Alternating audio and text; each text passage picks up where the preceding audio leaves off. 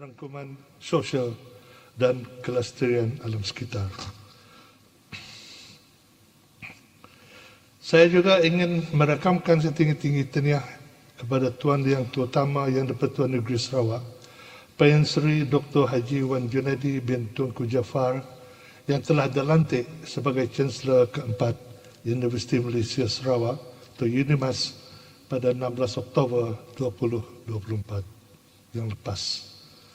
Setinggi-tinggi tahniah juga saya ucapkan kepada Yang Amat Berhormat Datuk Petinggi Tan Sri Dr. Haji Abdul Rahman Zuhari bin Tun Datuk Abang Jopeng, Premier Sarawak yang telah dianugerahkan Darjah Setia Negara Brunei yang amat berbahagia darjah pertama PSNB yang membawa gelaran Datuk Seri Setia bersempena dengan sambutan ulang tahun Hari Keputeraan Sultan Brunei Darussalam yang ke-78 pada 15 Julai 2024 yang lalu, dan juga darjah tertinggi negeri Sabah iaitu Datuk Seri Panglima Darjah Kinabalu SPDK yang membawa gelaran Datuk Seri Panglima bersempena dengan sambutan hari jadi rasmi ke-71 Tuan Yang Terutama Yang di-Pertuan Negeri Sabah pada 5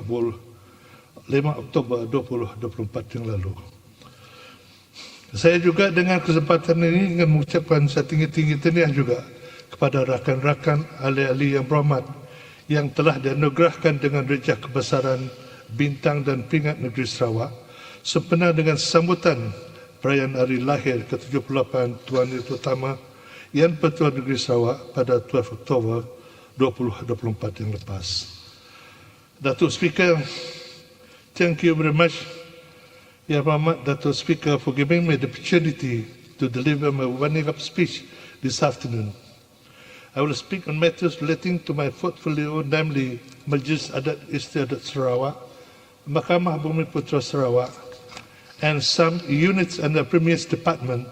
These units are Unit Pentadbiran, Unit Pengurusan Imigresen dan Buruh, dan Unit Integriti dan Ombudsman. Majlis Adat Istiadat Sarawak. Datuk Speaker, first I will begin with matters relating to the Majlis Adat Istiadat Sarawak.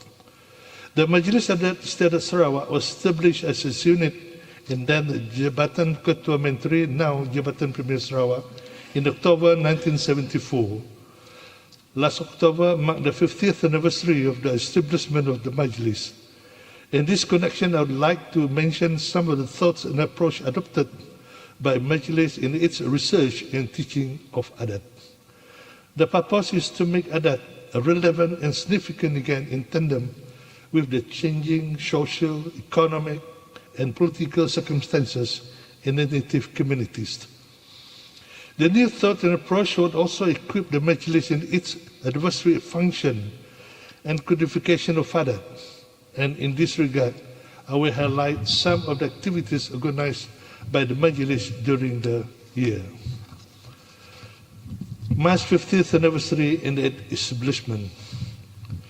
The Majlis was initially established for the preservation, development and dissemination of Adat of the native of Sarawak. The aim was and still is to promote a better understanding and appreciation of Adat and the history of the native communities. However, the passing of Majlis Adat Istiadat in 1977 marked a very important historical event and authority for the Majlis. The 1997 Ordinance entrenched the Majlis as an advisory body to Tuan Yang Terutama Yang di-Pertuan Negeri Sarawak and the Majlis Mesyuarat Kedua Negeri Sarawak on all matters relating to the Adat of the natives of Sarawak. The term Adat can mean native laws or legal rules and native social rules. At the moment, the Majlis is focusing its effort on the Adat, which are native laws or legal rules. These Adat are enforceable in the court of law.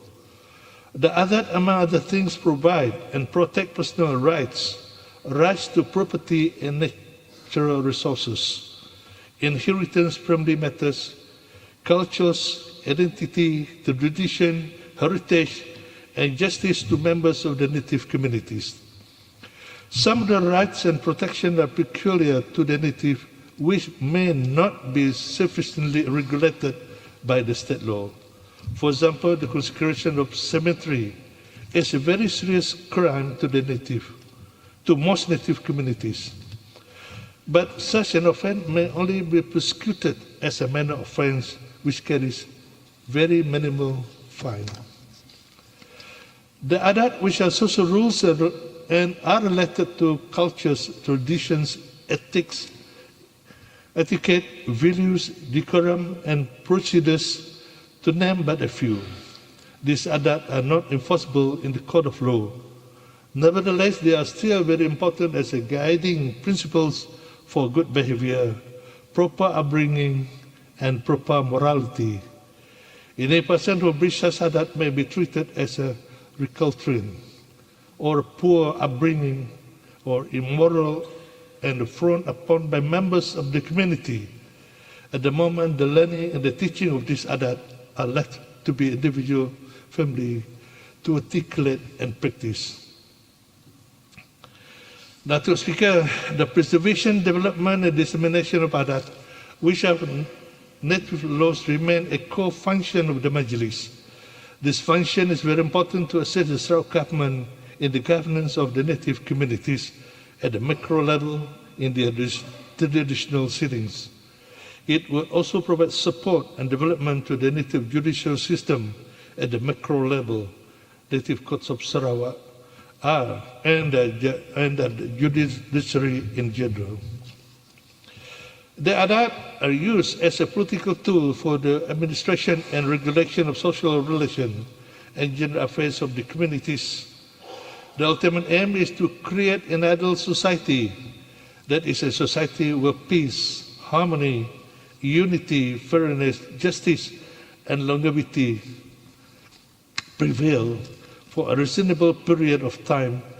Such situation could provide the opportunities for the people to find happiness and prosperity. Absolute adat. Most of the current adat are ancient in origin and derived from many sources. Some of the adat are presumed to have derived from divine law and spiritual sanction, which are expressed in terms of spiritual provision, restriction, proclamation, and mandate. Some are believed to derive from custom, cultures, and tradition, while some of the adat are deemed to be derived from command of past leaders. Those recent adat are met through deliberation through meeting of members of the law houses or religious and the Jawatan Kuasa Keselamatan dan Kemajuan Kampung, or JKKK. The knowledge, the understanding, practice of the all adat are based on the social, economic, and political circumstances during the time they were formulated centuries ago. In some cases, the adat are intertwined with culture, tradition, and spirituality. However, widespread literacy among the natives exposed to other social environments, rural urban migration, economic migration, and conversion to a new religion, to name but a few, have brought about new ideas and knowledge to many members of the younger generation. These phenomena have, to a certain extent, changed their views and the acceptance of adat. The flux of social, economic, and political changes during the last 60 over years, that is the period since Sarawak independence, further aggravated the decline in the relevance and significance of adat. For example, most of the adat which are believed to derive from divine law, spiritual sanction, spiritual proclamation, and spiritual mandate are abandoned or dismissed in relevance.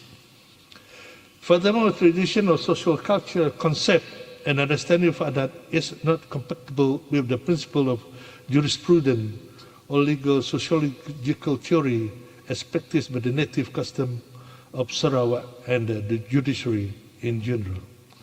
Thus, there is a serious clash between ancient tradition and the modernity which need to be resolved if adat are still required as tool of the governance of the native communities. Datuk Speaker, new thought and approaches by the Majlis. In view of the decline and relevance of adat, the Majlis has embarked on new thought and approach in its research and teaching of adat. This is to adjust and adapt adat in tandem with the changing social situation to make adat relevant and alive again. The new approach is to review the old traditional understanding and interpretation of adat, and then to reinterpret and write the adat in similar manner with the Malaysian and English principles of the jurisprudence and local sociological theory. In as far as possible, the adat would be written in legal format and a language. For example, the adat ibat of Celap Dapur is a spiritual sanction which requires that the cooking place must be used for cooking at least once a month. Further, failure to do so would be an offense and may be fined, also to perform a spiritual ritual. It is believed that such an offense could bring bad fortune to members of the Longhouse. This adat would be interpreted as an obligation imposed upon the owner of a bilik. It would be rewritten in such a manner: whoever owns a bilik in the Longhouse and stay away from the Longhouse shall return at least once in every 6 months to the Longhouse and shall ensure proper maintenance of his bilik. Failure to do so shall be punished by a fine not exceeding 500 ringgit. Revival of all adat. There are some old adat which have been forgotten or dormant for decades, but certain recreational activities and social circumstances demand the revival and enforcement of the adat. For example, the adat which requires prior permission to enter or to pass through or to organize recreational activities on land or properties belonging to a kampung or an individual person. Any failure to do so would be an act of trespassing. This is quite common in connection with recreational activities in some places in the Badayu areas. I would mention the adat in more detail when I highlight activities organized by the Majlis. A panoring and a Hilukan test. The interpretation of writing of adat according to the principles of jurisprudence and legal sociology is a pioneering work and a Hilukan task to the Majlis, for the Majlis. It is not only challenging but very difficult to perform. The socio-cultural concept and the principle of jurisprudence and legal sociology are worlds apart. To complete such tasks successfully and satisfactorily would require a lot of intensive training and competency building for the research staff. In this respect, the Majlis would collaborate with local and foreign institutions of higher learning to train the staff and to conduct research on the adat and other matters relating thereto. Some foreign universities and institutions have been identified to have a large collection of reference material and work in adat and would be an ideal place for training research collaboration. Hopefully, some craft and recommendation can be completed towards the end of next year and presented to the Ketua Mesyuarat Kedua for their consent. Once the consent is obtained, it would be then presented to Majlis Mesyuarat Kedua Negeri for approval.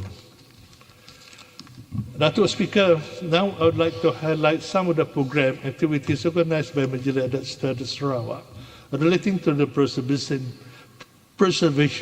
promotion and dissemination of adat. Mass engagement with stakeholders. In conjunction with March 50th anniversary, the Majlis has successfully organized an engagement with its stakeholders on October 10th, 2024. The program was attended by 250 participants, including representatives from government departments, statutory bodies, IPT, PTA, IPTAs, association, and relevant organization. This purpose was to promote and disseminate the roles and the function of Majlis and to strengthen cooperation and relationships with government department, agencies, non-governmental organizations atau NGOs, and the public. Now I come to the preservation of adat. To date, Majlis has conducted 48 workshops and fieldworks for data collection. The program were conducted in Badayuh, Iban, Melanau, and Orang Ulu communities. The research focused on the adat regulating settlement, family, and land matters. As part of the review process of Adat Iban 1993, the Iban Research Section has started the verification of data adat berumah or settlement law and adat ruang bilik family law. Towards this end, 20 engagement sessions were organized this year with Iban community leaders. The engagement covered the central and southern region of Sarawak. Northern region was covered in 2023. One of the key findings during the verification exercise is that it is necessity to incorporate some adat which were not written in Adat Iban 1993. For example, the adat of Belalang or Berjalai and the Pecah Rumah. The rural-urban and economic migration among the Iban communities are entangling with issues relating to the right to properties of the ancestral longhouses or village. In this respect, most of the ketua masyarakat and ketua kaum were in favor of fixing a period of Belalang and Berjalai. Belalang and Berjalai cannot be indefinite. After the lapse of the period fixed, an individual who Belalang or Berjalai on economic or migration adventure and who has lost contact with the community would be deemed pindah and automatically lose his right to the property in his ancestral home. With regard to Pecah Rumah, the right to Temuda, Rimba, Pulau Galau, and Pemakai Menua are yet to be determined and agreed upon by Ketua Masyarakat and the Ketua Kaum. Now the Badayuh Research Section. The Badayuh Research Section is currently reviewing Adat Badayuh 1994 and focusing on land matters. In this respect, a total of 14 engagements were conducted since February 2024. And some of these engagements, the section received a request of some domain adat to be revived and enforced urgently. For example, the adat Ngerugat Tarun, that is the adat on trespassing or the protection of customary land, Tanah Benua, farmland, ancestral burial ground, and sacred sites. The adat requires that any outsider or stranger must obtain prior permission to enter the customary land, ancestral burial ground, and sacred sites, to name but a few from the Ketua Kampung. If the land is a private land, the outsider or stranger must seek permission from the landowner to enter or to organize an activity on the land. Failure to do so would be trespassing and could render trespasser to be charged and fined. The reason is that Ketua Kampung landowner must be informed the present activity of any outsiders or stranger on the property. This is a matter of courtesy and respect to the people of the kampung and individual landowner. The adat is also a protection against any loss or damage to the property. There have been some recreational activities where outsiders and strangers trespass over customary land, ancestral ground, farmland, and sacred sites of some of the Badayuh areas. And then the Orang Ulu Research Section. In line with the preservation, promotion, and dissemination of adat, the Orang Ulu Research Section has conducted 7 engagement programs in 2024. The program focused on the review of the adat to adjust and adapt the adat to the changing social circumstances of the Orang Ulu communities. The adat review programs for 2024 focus on adat Kayan Kenyah 1994, adat Besaya 2004, and adat Kelabit 2008. The adat Kayan and adat Kenyah will be recodified separately. In this regard, the two parliamentary engagement sessions each February and July have been conducted in Miri for data collection with the representative communities. With regard to the adat Kelabit, the preliminary engagement session for the data collection was conducted in October in Miri. For adat Besaya, a verification of collected data session was held in Limbang in September. The draft for adat Bekatan had been submitted to the Sarawak Attorney General Chambers, SAG, for vetting. Further to this, the Majlis and Sarawak Attorney General Chambers had conducted a consultative engagement with the Bekatan community in Bintulu last October. It is hoped that the adat Bekatan would be codified and published soon. Melanau Research Section. At the moment, Melanau Research Section is focusing its effort to preserve adat Melanau pertaining to matters on settlement. In that regard, 4 workshops have been conducted with the Melanau community leaders and adat practitioners for Muka, Dalat, Sibu, and Miri. Promotion and dissemination of adat. Datuk Speaker, an effort to promote adat, the Majlis had conducted briefing to Seraku Pino Dayak Sarawak, Jabatan Wanita dan Keluarga Sarawak, Jabatan Museum Sarawak, and Sabati on various matters pertaining to adat. The Majlis also conducted dialogue and engagement with the association representatives from the Iban and the Badayu communities outside Sarawak this year. The Badayu Research Section has conducted a briefing and a dialogue session on adat Badayu with matters of the Badayu National Association in the Kelang Valley. Among others, the issues relating to the right of inheritance of property and settlement and their ancestral kampong were discussed. For the Iban section, the dialogue was conducted with Persatuan Anak Sarawak and Iban Association in Johor Bahru. The purpose was to gather their views on the adat Belalang, Berjalai, and Pindah. On the key issues raised was rights to native customary land and Pulau Galau, and pemakai menua and Sarawak. It is anticipated that this could become a serious issue in the future for the Iban diaspora.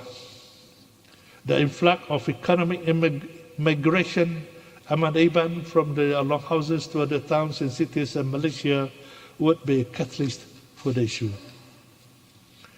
Effective discussion of legal and statutory function costs.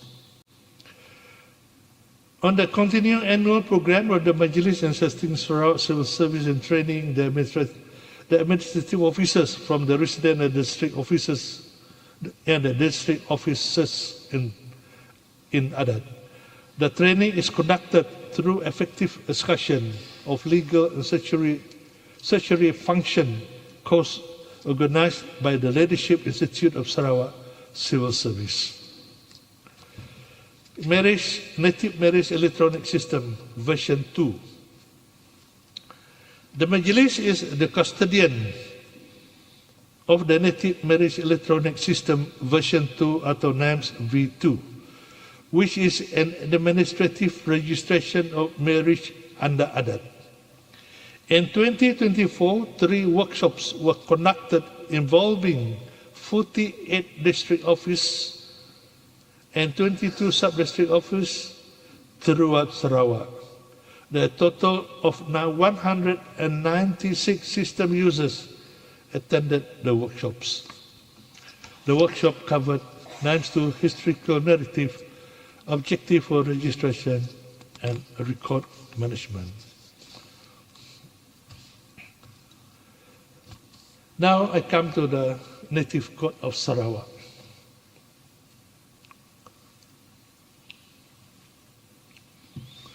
Datuk Speaker, I would now like to update members of this August House on the affairs of the Native Code of Sarawak. The Native Code of Sarawak came into being with the passing of the Native Codes Ordinance on November 1992. The Office of the Chief Registrar, which oversees the supervises all Native Codes under the resident and districts, became operational on the 1st June 1993. As a unit under Premier's Department, the Native Codes and the Office of Chief Registrar have been and are still an integral part of Sarawak administration under the supervision of the Sarawak Secretary. Now, to Speaker, our Native Code system, as I have highlighted in previous sitting in this Dewan, is a legacy and heritage of Sarawak, which we must maintain and continue to develop to meet the needs and requirements of time. Our stakeholders, particularly the Sarawak Native community, expect and demand that the courts keep abreast with the current development and challenges. Thus, it is against this background that the Majlis Mesyuarat Kedua Negeri had considered and approved a master plan of the transformation of our native codes in July 2023. The ultimate objective of the transformation agenda is to restructure the current native code and eventually elevate its status to become an independent and full-fledged judicial institution like the Civil and Sharia Code. The transformation of the Native Code will result in changes to the structure and hierarchy as well as the organizational structure of the Native Codes and its modus operandi as a judicial institution. Consequent to the changes of its hierarchy, the Native Code will adopt new rules and procedures for its operations. Under the proposed restructuring of the Native Code, the hierarchy of our Native Code will comprise two layers, which is the Native Subordinate Code and the Native High Court. Under the Native Subordinate Code, there will be the Native Magistrate Code as a court of the first instance, while the Native High Court will involve three layers, namely the Native High Court, the Native Courts of Appeal, the Native Supreme Court as the apex court. This meant to say that there will be a new and higher court structure as the apex court under the proposed restructuring exercise. The transformation of the Native Code will be implemented in three stages over several years. For the initial phase, the basic requirement for the restructuring is the proposed enactment of the new state laws and amendment to existing laws. For the elevation of its status, however, the amendment to several federal laws under Parliament would be necessary, and this would be initiated under Phase 2 and 3 of the transformation program. Our focus for the restructuring now is on the introduction or amendment of state laws, which are state matters.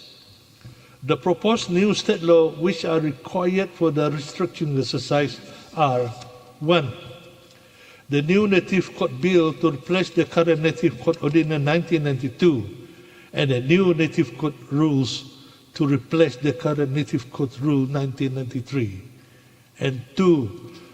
New Native Code Judges Appointment Council and Native Code Judges Remuneration Bill on the appointment and scheme of service for Native Court judges. At this juncture, I wish to report that the draft bill of these two state laws is with the State Attorney General Chamber. In the meantime, and until the new Native Court Bill is passed by this Dewan, the Native Court Sarawak will continue to operate as it is today, based on the Native Court Ordinance 1992 and Native Code Rules 1993. performance by the Native Court in settling cases. Honourable Speaker, allow me to also to touch on the performance and operation of the Native Court in the settlement cases up to October 2024. Since 1992, the total cumulative cases registered at all levels of the Native Courts throughout the state stands at 19,225 cases.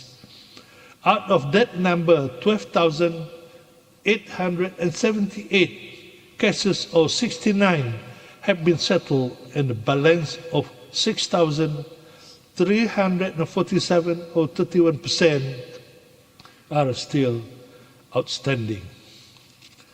Of the number which has yet to be settled, 155 are cases which involves on land compensation amounting to 6.916 million ringgit. As the case of the last few years, the settlement of most of the cases at the resident and district native courts were mainly presided by the circuit magistrate. Application to be deemed native and the purpose of Section 9 of the Land Code. On the jurisdiction of the Native Court under the Native Courts Ordinance 1992 is to determine the application for deemed native status for persons who are not native of Sarawak under the Interpretation Ordinance 2005. This is a legal requirement for them to deal, purchase, and own native customary right lands under the Sarawak Land Code. The determination of the applications through a court hearing its jurisdiction and the resident native court and the total application received to date account for 2,429, or almost 84% of the total registered cases under the resident native courts. The remaining cases are civil appeal cases from the district native court. As at the beginning of this year, 1,625 applications are still outstanding. With the coming into force of the Interpretation Ordinance Amendment 2022, the natural-born children of native with non-natives are eligible to be recognized as native of Sarawak under the ordinance. Those who have applied to the native court and are eligible may withdraw the application and apply their native status under the Interpretation Ordinance Amendment 2022. In this respect, I am pleased to inform this August House that the Native Court will work closely with the Jawatan Kuasa Pengiktirafan sebagai Bumi Putra Sarawak atau JPBS to identify the eligible applicants.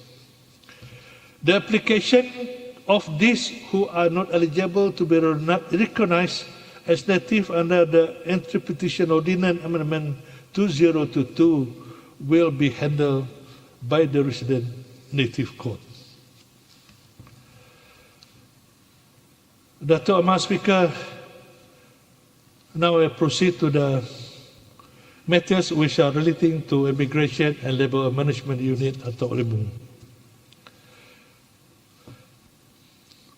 Further to my statement in my warning of speech during the last June sitting in May this year regarding the Foreign Workers Transformation Approach atau FWTA project which were being developed at the time, the Cabinet has approved the implementation of FWTA, which consists of a digital platform and infrastructure development to significantly improve the efficiency and transparency of the recruitment process to non-resident workers and reduce the time for approval applications. This will transform the current process for recruitment of non-resident workers. ILMU also signed a memorandum of understanding with federal government, that is Immigration Department of Malaysia, regarding the system integration, data sharing and other matters relating to managing and coordinating immigration affairs in Sarawak, which is a key component of FWTA system. The FWTA system, owned and developed by the Sarawak government, is in the process of being integrated with the My Immigration system owned by the Immigration Department of Malaysia following the signing of a Memorandum of Understanding. This will contribute further to improving the speed of processing and transparency of all applications received. With integration too, the Sarawak government will have a complete and comprehensive set of data that can be used to analyze and assist the government in facilitating the decision-making process relating to immigration and labour. And now I come to isu-isu yang dibangkit oleh ahli-ahli yang berhormat. Datuk Speaker, seterusnya saya ingin memberi penjelasan dan maklumat terkini mengenai perkara yang dibangkitkan oleh ahli yang berhormat yang dirujuk kepada saya. The first one is foreign workers permit issue for shipbuilding industry in Cebu. For issue raised by Yang Berhormat from Bukit Asik to support the growth of shipbuilding in Sarawak, the foreign workers transformation approach system will expedite the process of non-resident employee application. The foreign workers transformation approach system, which will be fully operational by early next year, will provide a more efficient, effective process of transparent processing of all non-resident workers application, including for the shipbuilding industry. By simplifying and expediting the application process through the new digital platform, we are confident that industry needs will be met. Further approval would help shipyards avoid operational delays, leading to the timely completion of project. Ketua Masyarakat, Ketua Kaum dan Jawatankuasa Kemajuan dan Keselamatan Kampung. Untuk makluman semua ahli yang berhormat di dalam Dewan yang mulia ini, Kerajaan Sarawak amat prihatin terhadap peranan dan sumbangan oleh Ketua Masyarakat dan Ketua Kaum yang terdiri dari pelbagai kaum di seluruh pelosok Sarawak. Ketua Masyarakat serta Ketua Kaum memainkan peranan yang amat penting bukan sahaja sebagai ejen penyampai maklumat kerajaan di peringkat akal umbi, tetapi juga untuk memperkukuhkan lagi perpaduan masyarakat di kawasan masing-masing. Ini terbukti dengan peningkatan serta pertambahan jumlah jawatan Ketua Masyarakat dan Ketua Kaum sebanyak 1,532 dari tahun 2015 hingga tahun 2024. Setakat ini terdapat sejumlah 671 orang ketua masyarakat dan 6,921 orang ketua kaum di seluruh Sarawak. Jumlah gaji dan allowance yang diterima pada ketika ini adalah seperti berikut. 1. 41 orang temenggung dengan gaji permulaan sebanyak 1,600 sebulan dan kenaikan gaji tahunan sebanyak RM60 setahun. 2. 88 orang pemancar dengan gaji permulaan sebanyak 1,300 sebulan dan kenaikan gaji tahunan sebanyak RM30 setahun. 3. 542 orang pengulu dengan gaji permulaan sebanyak 1,100 sebulan dan kenaikan gaji tahunan sebanyak 20 setahun. Dan keempat, 6,921 orang ketua kaum dengan allowance, bukan gaji dengan allowance sebanyak 900 sebulan. Sehubung dengan itu, kerajaan telah membelanjakan sejumlah 86.6 juta setahun untuk tujuan pembayaran gaji ketua masyarakat serta allowance ketua kaum. Jumlah ini melibatkan peningkatan sebanyak 12.5 juta, iaitu 15% berbanding tahun 2020. Kali terakhir, Kerajaan Sarawak membuat penyelarasan gaji bagi ketua masyarakat, ketua kaum adalah pada tahun 2018. Pelarasan ini melibatkan kenaikan gaji serta allowance bulanan sebanyak 100. Oleh itu, Kerajaan Sarawak dalam peringkat akhir kajian terperinci bagi keperluan penyelarasan gaji dan allowance baru KMKK selaras dengan peranan, tanggungjawab serta bebanan tugas yang semakin mencabar ini samping keadaan ekonomi semasa.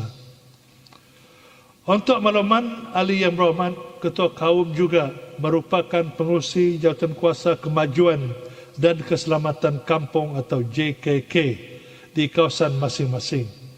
Setakat ini terdapat sejumlah 6,921 institusi JKK di seluruh Sarawak dan seramai 6,921 orang setiausaha JKK dengan jumlah ahli keseluruhannya seramai 72,000 orang. Kerajaan telah memperuntukkan sebanyak 51.3 juta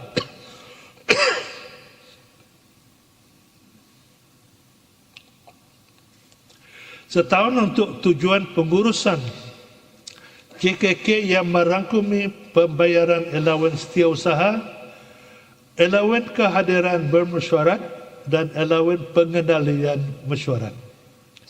Ini adalah merupakan komitmen kerajaan bagi memastikan JKK dapat memainkan peranan yang lebih berkesan dalam pembangunan komuniti di kawasan masing-masing.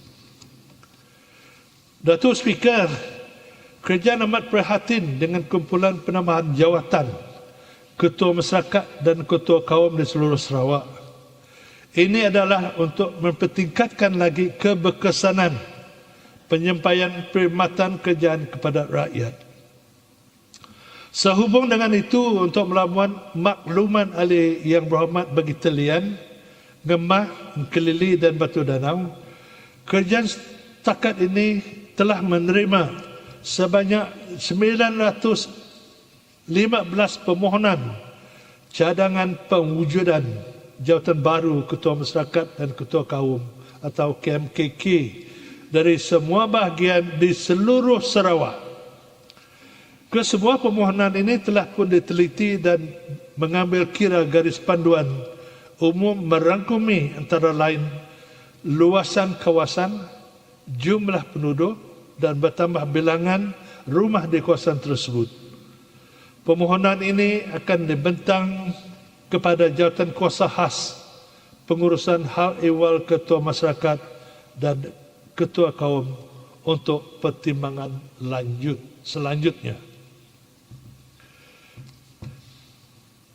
Datuk Speaker, ketua masyarakat yang sedang berkhidmat menikmati kemudahan seperti berikut. 1. Cuti tahunan 15 hari setahun. 2. Cuti haji. 3. Kemudahan perubatan termasuk isteri dan anak. 4. Mencaruman KWSP dan Perkeso. 5. Kenaikan gaji tahunan. 6. Pingat perkhidmatan setia. Dan 7. Pelepasan bayar lesen senapang milik peribadi. Untuk maklumat ahli berhormat bagi talian, kerajaan akan mengkaji skim perkhidmatan ketua masyarakat dan ketua kaum yang sedia ada bagi tujuan penambahbaikan termasuk keperluan setelah tamat perkhidmatan. For the information of ahli berhormat Petanjung Batu, to strengthen and empower JKK institution, the Sarawak government has implemented various programs in collaboration with various government agencies to provide exposure and enhance their competency. This year, a total of 50 programs were implemented to focus on village leadership empowerment, women's entrepreneurship, integrity model, youth excellence, bureau empowerment, agricultural kit, agroecology, village strategy action plan, disaster management, aid evaluation, as well as seminars and symposium aimed at improving process and development at the village level. Bagi isu yang dibangkit oleh Yang Berhormat Bagi Ngemah, berbagai program pembekasaan dan pemantapan pemimpin peringkat akar umbi sedang dilaksanakan secara berperingkat melalui pejabat residen bahagian dan pejabat daerah. Program-program ini akan diteruskan, disasarkan kepada semua pemimpin peringkat akar umbi. Selain itu, mulai tahun 2025, kerajaan akan memperkenalkan khusus induksi kepada semua ketua masyarakat dan ketua kaum di seluruh Sarawak bagi meningkatkan kompetensi dan kepimpinan KMKK. Selain itu, pada tahun lepas, kerajaan telah mengedarkan sebanyak 8,400 buku panduan berkenaan tugas dan peranan kepada semua ketua masyarakat dan ketua kaum serta pejabat-pejabat yang berkenaan. Keluaran visi buku panduan ketua masyarakat dan ketua kaum dan jawatankuasa kemajuan dan keselamatan kampung atau JKK yang lebih komprehensif dan menyeluruh sedang dalam perancangan. Datuk Speaker, panel pemilihan ketua masyarakat dan ketua kaum peringkat bahagian dipengerusikan oleh residen bahagian dan dianggotai oleh timbalan residen, pegawai daerah, ahli Dewan Undangan Negeri dari Parti Gabungan Parti Sarawak, GPS. Ahli-ahli lain akan dilantik tertaluk kepada keperluan serta keadaan semasa. Naik taraf darah kecil Belengian dan darah kecil Pedawan kepada darah. Datuk Speaker, kerajaan sememangnya mempunyai hasrat untuk memperkukuhkan keberkesanan dan kecekapan pentadbiran bahagian daerah dan darah kecil di seluruh Sarawak bagi memperkasakan penyampaian perkhidmatan awam kepada masyarakat tempatan. Untuk makluman ahli yang berhormat bagi Belengian dan ahli yang berhormat bagi Tebeduk, kerajaan mengambil maklum akan cadangan untuk menaik taraf kecil Belengian dan darah kecil Pedawan kepada darah penuh. Walau bagaimanapun, cadangan ini perlulah mengambil kira asas-asas pertimbangan seperti berikut. 1. Mempunyai kawasan yang cukup luas dan berpotensi dalam menyumbang aktiviti ekonomi yang tinggi. Kedua, berupaya dalam menyumbang kepada aktiviti bagi urusan rasmi yang tinggi seperti dapat memberikan kutipan hasil yang memuaskan. 3. Dapat meningkatkan perkhidmatan yang lebih efisien. Dan keempat, kepadatan penduduk yang tinggi bagi sesuatu kawasan. Dan kelima, asas-asas pertimbangan lain yang difikirkan sesuai oleh kerajaan dari masa ke semasa. Sekarang saya pergi ke pengiktirafkan sebagai Bumi Putera Sarawak. Datuk Speaker, untuk tempoh 1 November 2023 hingga 31 Oktober 2024, sebanyak 3,498 permohonan untuk diiktiraf sebagai Bumi Putera Sarawak telah diterima dan dipertimbangkan oleh Jawatankuasa Pengiktirapan sebagai Bumi Putera Sarawak. Daripada jumlah tersebut, sebanyak 3,329 permohonan telah diluluskan. 141 permohonan untuk disemak semula dan 28 permohonan tidak dilulus kerana tidak memenuhi syarat.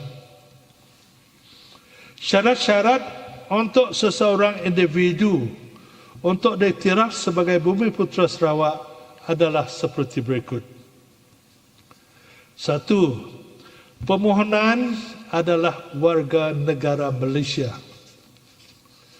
Kedua, permohonan adalah anak kandung yang lahir kepada salah seorang Bumi Putera Sarawak. Dan ketiga, salah seorang ibu bapa kandung pemohon mestilah Bumi Putera Sarawak. Untuk makluman ahli-ahli yang berhormat, Sarawak Native Recognition Application System telah siap dibangunkan dan mula digunakan pada 2 September 2024 bagi membolehkan pemohon membuat permohonan untuk diiktiraf sebagai Bumi Putera Sarawak secara atas talian melalui portal Kerajaan Sarawak. Setakat ini 370 permohonan telah dibuat melalui sistem tersebut. Sistem ini telah terbukti bukan sahaja untuk memudahkan permohonan tetapi juga pengurusan permohonan pengiktirafkan sebagai Bumi Putera Sarawak. Pembinaan kuartus kerajaan di Daro dan di daerah Bintulu. Datuk Speaker, kerajaan amat prihatin kepada kebajikan penjawat awam termasuk keperluan perumahan di seluruh Sarawak, terutama sekali di kawasan luar bandar. Sehubungan itu, kerajaan akan membina sejumlah 3,674 unit kuartus di seluruh Sarawak, termasuk di daerah Daro dan di daerah Bintulu. Projek ini dijangka bermula serentak mengikut fasa dan pelaksanaannya dalam tempoh 24 hingga 48 bulan. Untuk maklumat ahli yang berhormat dari Daro dan yang berhormat dari Jepak, projek servis kuartus di daerah Daro dan daerah Bintulu termasuk dalam senarai keutamaan dan dijangka akan bermula pada pertengahan tahun 2025. Reka bentuk servis kuartus adalah berkonsepkan modern apartment yang dilengkapi dengan kemudahan seperti Dewan Serbaguna, kemudahan dobi, surau dan kedai serbaneka untuk kemudahan penjawat awam. Pembinaan pejabat daerah Lingga dan daerah kecil Meludam. Untuk makluman yang berhormat dari Bagi Lingga, petapakan bagi pembinaan pejabat daerah Lingga dan daerah kecil Meludam telah diluluskan oleh Majlis Perancangan Negeri. Kedua-dua projek ini dijangka bermula pada suku ketiga tahun 2025 dan tempoh pelaksanaan projek adalah selama 24 bulan. Agensi pelaksana bagi kedua-dua projek ini adalah JKR Sarawak. Sekarang saya pergi kepada Ombudsman Sarawak Ombudsman. I would like to inform this honourable House, these members of this August House, that the rules of the Ombudsman involves in the systematic and impartial investigation of complaint related to public administration. It serves as a resource for individuals seeking an alternative dispute solution for injustice suffered by them resulting from maladministration. The Sarawak Ombudsman is established to ensure accountable administration and to address concern regarding maladministration as reported by the aggrieved individuals themselves. The Sarawak government is firmly on the bench of upholding integrity and good governance and will not tolerate any abuse of power by those interested officials. For the information of the honourable members of this House and the member for pending, the rule in Ombudsman is not akin to an enforcement agency like MACC, as they are only deal with complaint of maladministration and not to act as or omission of a criminal nature. Dato' Mas Speaker, saya juga ingin merakamkan jutaan terima kasih kepada timbalan-timbalan menteri di Jabatan Premier Sarawak dan begitu juga jabatan-jabatan yang di bawah Mahkamah Bumi Putra Sarawak, Majlis Adat Istiadat, Unit Pemantau Pelaksanaan Negeri, Unit Pentadbiran, Unit Immigration dan Buruh, Unit Integriti dan Ombudsman atas usaha, kerjasama dan dedikasi pegawai dan agensi menyediakan input dalam ucapan penggulungan saya pada hari ini. Pada kesempatan ini juga saya ingin mengucapkan tahniah dan terima kasih kepada Tan Sri Dato' Mas Speaker dan Datuk Speaker dan pegawai-pegawai staf DUN dan kesemua perkhidmatan awam negeri dan perkhidmatan persekutuan yang telah bekerja keras bagi menjayakan perjalanan persidangan kita pada kali ini. Now, before I end my speech, I wish to all the Christian in this August House and in Sarawak a Merry Christmas and Happy New Year 2025 to everyone.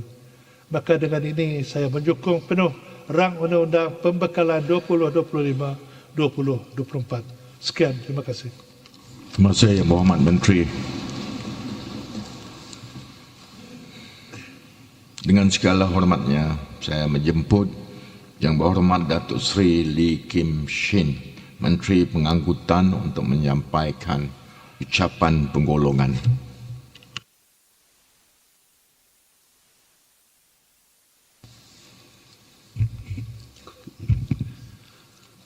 Terima kasih Datuk Speaker. Selamat petang, salam sejahtera, salam segulai sejalai dan salam Sarawak maju makmur.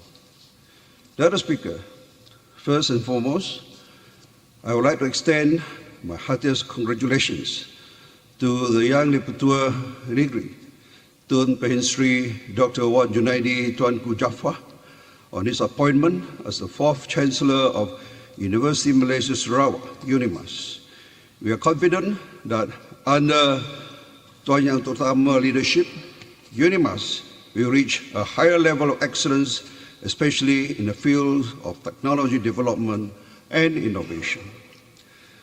I would also like to congratulate the Right Honourable Datuk Patinggi Tan Sri Dr. Abang Haji Abdul Rahman Johari bin Tun Datuk Abang Haji Openg, Premier of Sarawak, for being conferred two prestigious honours, the Bintang Daraja Setia Negara Brunei Daraja Pertama, PSNB, which carries the title Datuk Seri Setia from His Majesty Sultan Hasnal Bolkiah Muzaddin Wadala on 15 July 2024, and the Sri Panglima Daraja Kinabalu, SPDK, which carries the title Datuk Sri Panglima, Sabah's highest state honour from Tuan Yang Terutama Yang di-Pertua Negeri Sabah, to Datuk Seri Panglima Haji Johar Haji Mahiruddin on 5th October 2024. These awards, conferred during grand ceremonies in Brunei and Sabah, reflect the Right Honourable Premier's exemplary leadership, dedication to fostering regional ties and significant contributions to the socio-economic development of Sarawak. Yang amat berhormat previous achievement serves as an inspiration for future leaders and the younger generation. Supply Bill 2025. Dr. Speaker, I would like to congratulate the Right Honourable Premier of Sarawak on the Sarawak 2025 budget theme, Together Building a Prosperous Future, with 10.9 billion ringgit allocated for development and 4.9 billion for operating expenditures. These budgets prioritizes infrastructure growth and the well-being of the rakyat. It reaffirms the government's commitment to easing the financial burdens of low and middle-income groups while continuing to implement vital people-centric programs and projects that will drive Sarawak's progress and prosperity. I applaud the allocation of 1.49 billion for the transport sector in the Sarawak 2025 budget. This comprehensive investment covers roads, bridges, riverine infrastructure, ports, land and riverine transport, aviation services, and various special development projects under Project Rakyat. This shows that the GPS government remains dedicated in its commitment to providing the rakyat with accessible and efficient transportation across Sarawak. I fully support the supply bill presented by the Right Honourable Premier and look forward to continued progress in the sector. As our development efforts advance, I hope for increased allocations in the future to further enhance Sarawak's transport infrastructure and connectivity. Passing of Bills 2024. Dr. Speaker, this August House has successfully passed two important bills, which are the Distribution of Gas Amendment Bill 2024 and the Natural Resources and Environment Bill 2024. I would like to take this opportunity to congratulate the respective honourable ministers for their efforts and thank all members for the strong support. The smooth passage of these bills demonstrates the stability and unity of our GPS government. Global direction for transport. Dr. Speaker, transport is fundamental to support economic growth, generating employment, and connecting people to essential services such as healthcare and education. Beyond enhancing quality of life, transport is crucial to build resilient and inclusive societies that thrive on seamless mobility. However, transport is also one of the largest sources of global greenhouse gas emissions. Recognizing and responsible for nearly a quarter of the total. Recognizing the urgency of climate action, the global community has set ambitious targets to achieve net zero emissions by 2050. Reaching these goals requires transformative steps in the transport sector through prioritizing decarbonization, efficiency, and climate resilience. National targets and Sarawak's transport direction. In line with this global movement, Malaysia is targeting to increase the urban public transport modal share to 50% by 2040 under the Low Carbon Nation Aspiration 2040. In maritime, our country is aligned with the International Maritime Organization decarbonization objectives by setting a goal of 40% low carbon fuel penetration for marine transport by 2050. For aviation, Malaysia's Aviation Decarbonization Blueprint, MYTV, aims for net zero carbon emissions by 2050 through advanced aircraft technology, operational improvements, sustainable aviation fuels, and carbon offsetting measures. In Sarawak, under the visionary leadership of our Yang Amat Berhormat Premier, we have established ourselves as a national leader in green initiatives, drawing international attention and attracting foreign direct investment into our renewable energy sector. Madam Speaker, land transport sector.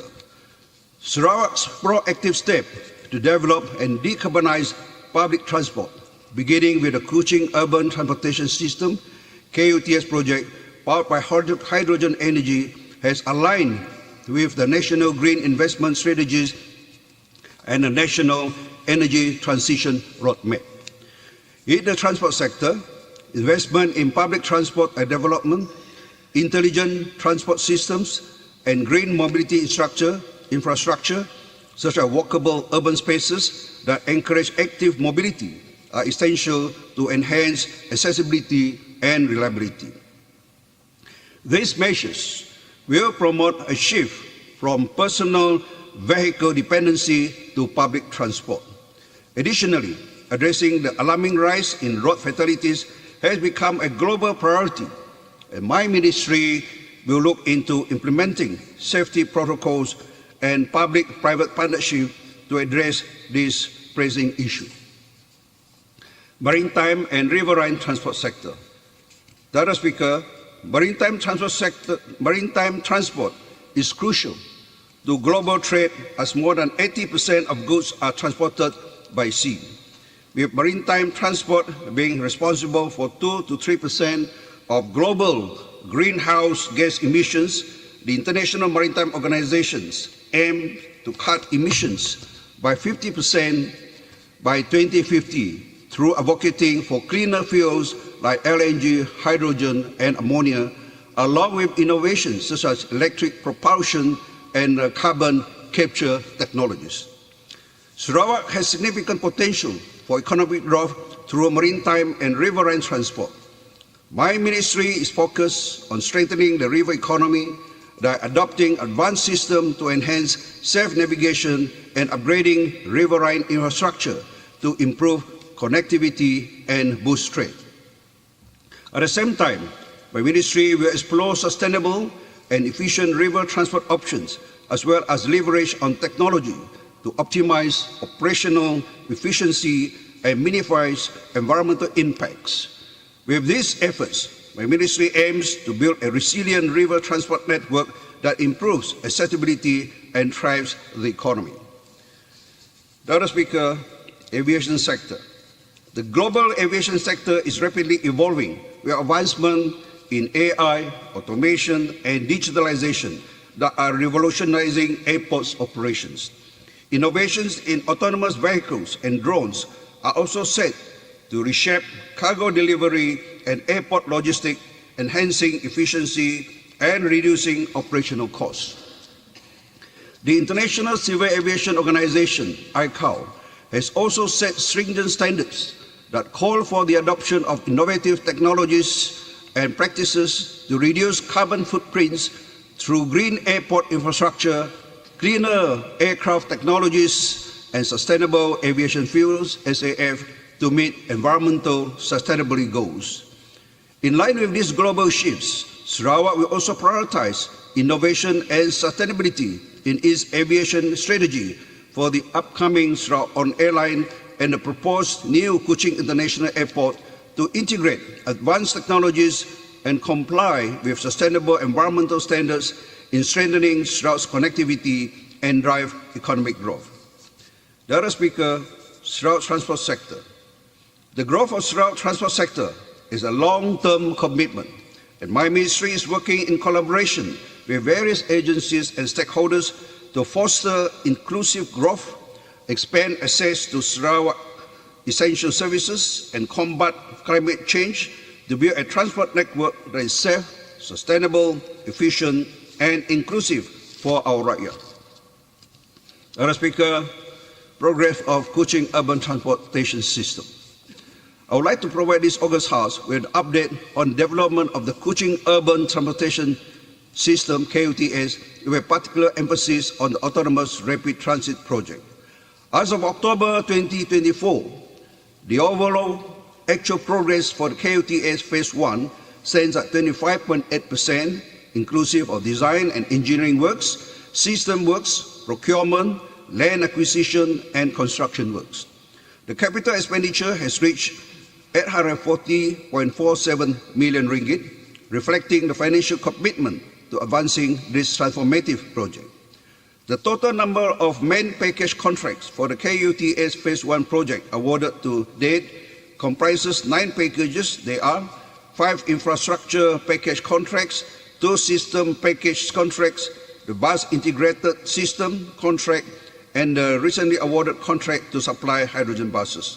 These packages, particularly the infrastructure and bus contracts, were awarded through open tender process in full compliance with governance and procurement regulations, ensuring transparency, competitiveness, and value for money. The Blue Line Package 2 infrastructure contractor from Stu Tong to Hitma Exchange was through open tender, and 13 bidders were received. The contract was awarded to Pebana Mas Sdn Bhd, China Road and Bridge Construction Joint Venture on 30th August 2024 with a contract sum of 804.7 million ringgit. The bus integrated system package was also through open tender, and 5 bidders were received. The contract was awarded to Showfield Sdn Bhd, China Huaxin Malaysia Sdn Bhd, and Kencat International LLV JV on 29 August 2024 with a contract sum of 55.5 million ringgit. This package comprises 9 integrated subsystems: the planning, scheduling and dispatching system, fleet tracking system, FTS, bus operation control center, BOCC, automatic fare collection, AFC, bus onboard system, OBS, centralized reporting system, CRS, computerized maintenance management system, CMMS, information technology system, ITS, and the cloud architecture for overall system integration. The construction work for the Rembus project, for the Rembus depot, Blue Line and Red Line, which commenced earlier this year and are currently in progress with the main buildings foundation works, utility relocation works, and structural works for the stations, including the construction of the new ART bridge at Sungai Kuap. After Phase 1 of the KUTS, it is also in the plan that another line, Yellow Line, will be included in the future phase. This proposed alignment will connect Moyan to Sarawak General Hospital, addressing connectivity needs in areas currently underserved. Dr. Speaker, for information of this August House, a feasibility study will be carried out for the proposed Bintulu Samalaju Autonomous Rapid Transit ART project, which is expected to take 12 months to complete. Dr. Speaker, development of lorry terminal. Logistics is a fundamental part of the transport sector, as it involves the organized and efficient movement of people and goods. The Miri Lorry Terminal, the first of its kind to be built, will play a dual role in supporting efficient logistic operations and facilitating public transport goals by enhancing road safety, reducing congestion, and stimulating local economic growth by creating jobs. My ministry will work with members of the Sarawak Public Transport Committee and also at the divisional level, which includes the local councils and other relevant agencies and private stakeholders, to identify suitable sites for the lorry terminals for major urban centers and lorry parkings for towns throughout Sarawak. By providing designated areas for trucks and lorries to load, unload and park, lorry terminals can reduce the congestion caused by large vehicles on urban roads and optimize logistic networks. Dr. Speaker, Smart Bus Service. The 14 units of smart bus services in Miri were recently launched by Yang Amat Premier in October as a free new bus service in Miri, making it the first city in Sarawak to have free public stage bus services. This is part of the Miri Smart Bus program with an approved allocation of 10 million ringgit under the 12th Malaysia Plan for the initial period of 2 years and will continue under the 13th Malaysia Plan. These brand new buses were purchased by Miri City Bus Sdn Bhd to replace the old buses aimed at enhancing urban mobility and providing quality stage bus services to the rakyat. This service is expected to significantly benefit the B40 group, students and the elderly by improving accessibility. It is also an added attraction to tourists as they can move around the city conveniently, enhancing Miri's appeal as a tourist city. These new 12-meter-long Volvo buses, which can accommodate up to 54 passengers, are more than just vehicles. They represent a key part of our vision for Sarawak and our commitment to provide an integrated, safe, affordable, and efficient public transport system. These initiatives also aligns with the Greater Miri Development Master Plan and supports my ministry efforts under the Miri Urban Transport Action Plan. Additionally, the buses are also equipped with global positioning system, GPS, CCTV cameras, onboard Wi-Fi, a black box that includes features such as vehicle data recording, telematics unit, driver monitoring system, and thoughtfully designed low-flow ramps for persons with disabilities. The bus signal priority BSP technology has been installed in 6 buses and has passed the proof of concept. The BSP technology will be installed on the remaining 8 buses in stages. This will enable traffic flow and enhance traffic flow and minimize delays as they approach traffic light intersections, ensuring smoother and more reliable service for commuters. The routes offered include Permai Jaya, 4 buses, Sungai Raya Bakam, 1 bus, RTM Pujut 2, 1 bus, Kuala Baram, 1 bus, Hospital, 1 bus, Riam Taman Tunku, 2 buses, Senarin 2 buses, and Tudan 2 buses. Since the launch of the free stage bus services, this initiative has received an overwhelming positive response from the public, and many have shared how the service has improved the daily commutes and helped them save on travel costs, allowing greater access to places of interest such as commercial areas, hospitals, city centers, and many more. Families can also travel easily and affordably around the city, which meant many spontaneous family weekend outing and enhanced family bonding. The enthusiasm and support from the public demonstrates the value of the free bus services.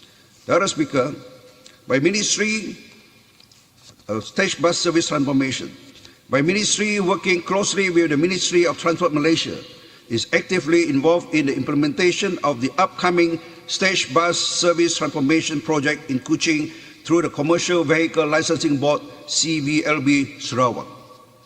This project will see the introduction of 56 new stage buses operating across 10 routes in Kuching, further improving public transport services in the city. The routes will cover areas in Kuching such as Bau, Syrian, Bako, Kampong Benuk, Batu Kawa, King Center, Muara Tebas, Taman Maliha, Sekolah Menengah Kebangsaan Matang Jaya, and Sekolah Menengah Kebangsaan Agama Matang 2.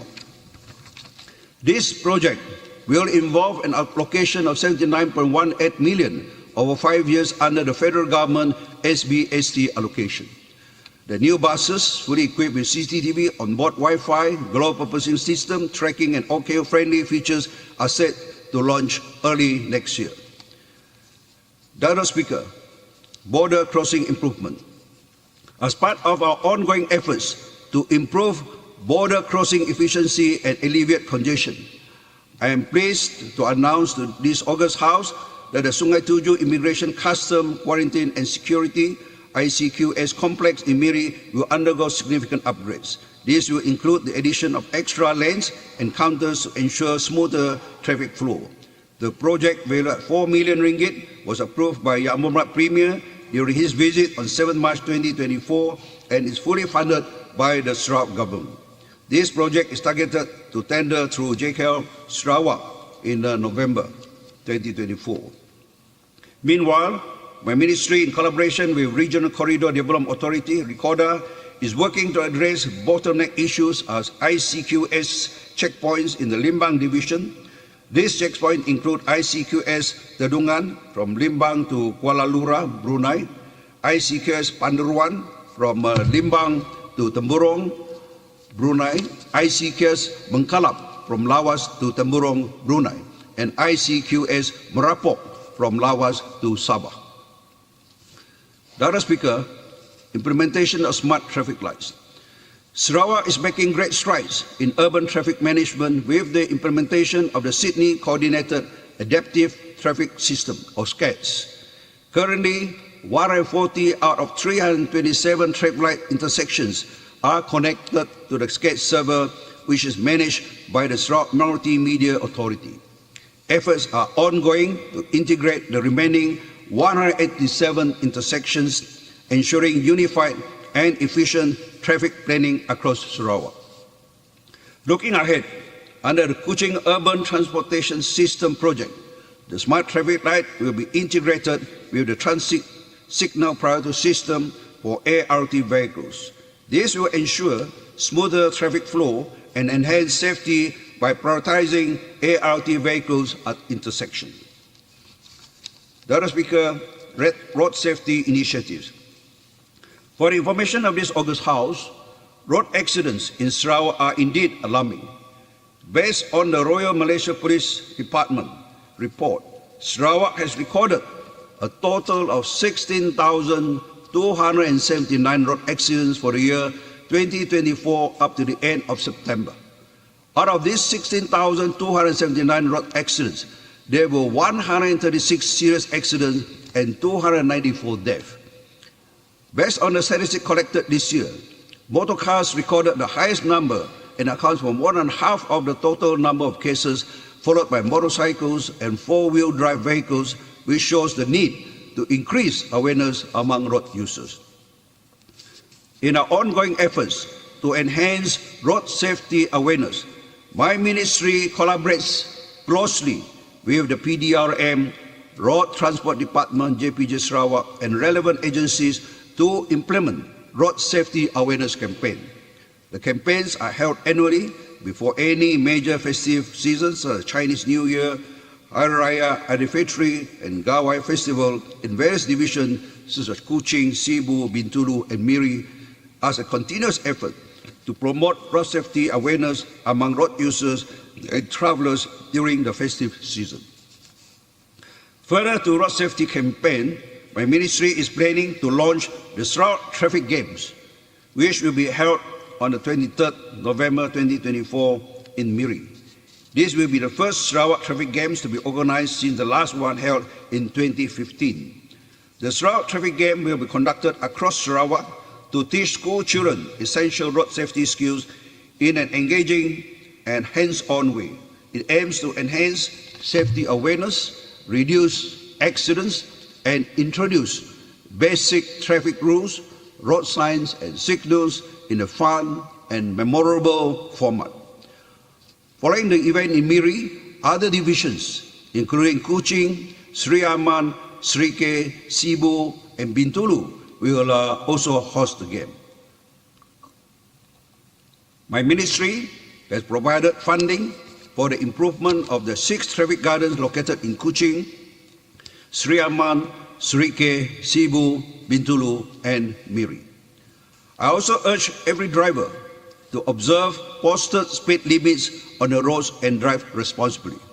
I hope with the installation of radar speed detection signs, just like the recent one in Miri, can serve as a reminder for drivers and motorists to adhere to the permitted speed limit. My ministry, through the Transport Awareness Behavioral Change TABC program, also aims to instill road safety awareness and behavioral change in road users through talks, exhibitions, and public engagement in all 12 divisions. Since its implementation, the TABC program has been conducted in Kuching, Miri, and recently in Sri Aman division. The next TABC program will be held in Kapit and Limbang.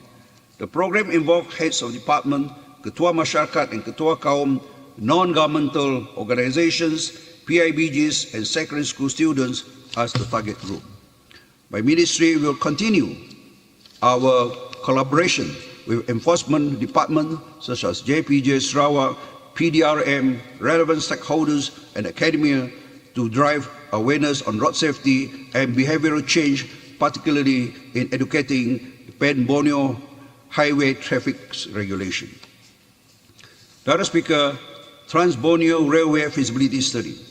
I'm pleased to inform this August House that my ministry is a member of the Technical Committee of the Trans-Borneo Railway Feasibility Study. The Ministry of Transport Malaysia has tendered this feasibility study in March 2024 and is currently in the process of tender evaluations. The study will begin upon the issuance of the letter award by the Ministry of Transport Malaysia. This study, expected to be completed within 12 months, aims to evaluate and identify potential railway models for implementation in Sarawak and Sabah. The scope of the feasibility study is to evaluate factors such as route and station options, cost estimates, sustainable development, environmental impacts, and potential socio-economic benefits to Sarawak, Sabah, Kalimantan, and Brunei. The other speaker, Maritime and Riverine Transport Sector. Performance of maritime and riverine transport sector. The other speaker, Sarawak, located on Borneo Island, greatly depends on marine transport for trade and movement of goods. Historically, the rivers in Sarawak have played a crucial role in facilitating agriculture exports and sustaining local economies. Today, these waterways continue to serve as cost-effective routes for both goods and passenger movement.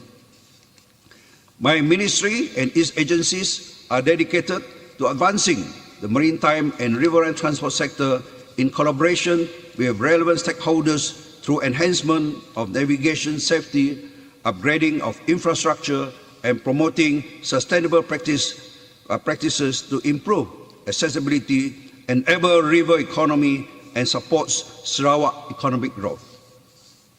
The other speaker, enhancement of navigation safety. The Sarawak Buoys and Lights Board, under my ministry, is a member of the International Association of Marine Aids to Navigation and Lighthouse Authorities, IALA. It oversees 7 lighthouses, 45 channel beacons, and 72 marker buoys, all maintained to international standard with high operational efficiency of 99% for lighthouses, 98% for channel beacons, and 97% for marker buoys. Sarawak Buoys and Light Board also conducts hydrographic surveys, updates navigation charts, and publishes tight schedules to facilitate safe coastal navigation. To date, SBLB has completed 11 surveys to measure water depths vital for shipping safety and updated 46 navigation SAR charts for Sarawak coastal waters. Through SBLB, the upcoming projects to further enhance navigation safety include the relocation of the Kedurong Lighthouse to Tanjong Likau, Bintulu, and the Tanjong Sirik Lighthouse to Kuala Igan, Muka, which are targeted to commence in quarter 1 of 2025. Additionally, a vessel traffic management system and aids to navigation will be installed at Kuala Baram and Sungai Miri to ensure safe maritime operations to support the growth of the oil and gas sector in the region. To enhance safety near new infrastructure, SBLB has installed channel buoys at the Batang Lupa Bridge and plans to do the same at the Batang Palo Bridge in Muka. Marker buoys and safety signage have also been installed in Sungai Limbang to facilitate safe navigation for local and Bruneian river commuters, allowing safer river passage and reducing risk of collision. The other speaker, riverine navigation safety. My ministry, through the Sarawak Rivers Board, is continuously enhancing aids to navigation along our rivers. To date, SRB has installed 349 ATONs, including buoys, light beacons, transit markers, and bridge lighting across gated rivers and major water bodies such as Bakun Dam, Bengau Dam, Batang Ai, and Tasik Biru to ensure safe navigation for vessels and reduce risk of collision. Additionally, the vessel surveillance and monitoring system for Sungai Sarawak has also been installed and is now fully operational. Furthermore, a study on navigation safety in Sungai Sarawak, spanning 25 kilometers from Kuching waterfront to Seniawan town, is set to complete by the end of this year. This study identifies hazards, assess rivers' economic potential, and propose safe navigation channels to enhance connectivity among communities in Kuching, Pedawan, Bau, and Seniawan, while exploring further expansion opportunities. Director Speaker, removal of shipwrecks. As of 31st October 2024, Sarawak Rivers Board has identified 95 shipwrecks in Sarawak. Since 2001, 513 wrecks have been removed to improve navigation safety. SRB will continue to secure navigation channels by marking wrecks with voice and light beacons for the safe passage of river users. Director Speaker, River Safety and Cleanliness Campaign. For this year, Sarawak Rivers Board has conducted 22 river safety and cleanliness campaigns across Sarawak, engaging 4,431 participants from riverine communities with activities such as community cleanup, boat handling training, and life jacket distribution to promote river safety and instill a sense of responsibility for river stewardship among the community. Following the tragic incident where carrying 20 students capsized, where boat carrying 20 students capsized Sungai Kayan, that resulted in 3 fatalities. My ministry, through SRB, acted swiftly to engage the affected community. 95 life jackets were also distributed to students from Kampong Selampit, who regularly cross the river to attend school at the SMK Senibong Lundu. A river safety briefing was also conducted to students to raise awareness on river safety. Moving forward, my ministry together with SRB will continue to conduct navigational safety awareness campaign and river cleanliness initiatives to educate the public and river users on river safety practices, emergency responses, and responsible river usage. Director Speaker, resumption of express boat operation for Kapit Punan and Bar Belaga routes. I am pleased to inform that the express boat service between Kapit and Belaga has resumed effective from 16 November 2024. The service was temporarily suspended in March 2024 due to declining ridership as road networks have expanded to some riverbank communities, leading to operational losses for the boat operators. To facilitate the resumption, Sarawak Rivers Board has recently secured a federal government-funded fuel subsidy of 14,000 litres per month for this route, valid until October 2025. The service will now operate daily on alternating schedules from Kapit and Belaga, benefiting approximately 18,000 villages along the Rajang River. The board will serve 78 longhouses, 8 schools, 2 clinics, and other key locations such as Nangga Merit, Nangga Pila Trading Post, Punan Bar, Long Segaham, and Belaga Bazaar, providing an affordable and convenient mode of transport for the riverbank communities. SRB has issued river transport permit to the express boat operators and will monitor the safe navigation and passenger safety at designated landing terminals. Director Speaker, Maritime Single Window, NSW.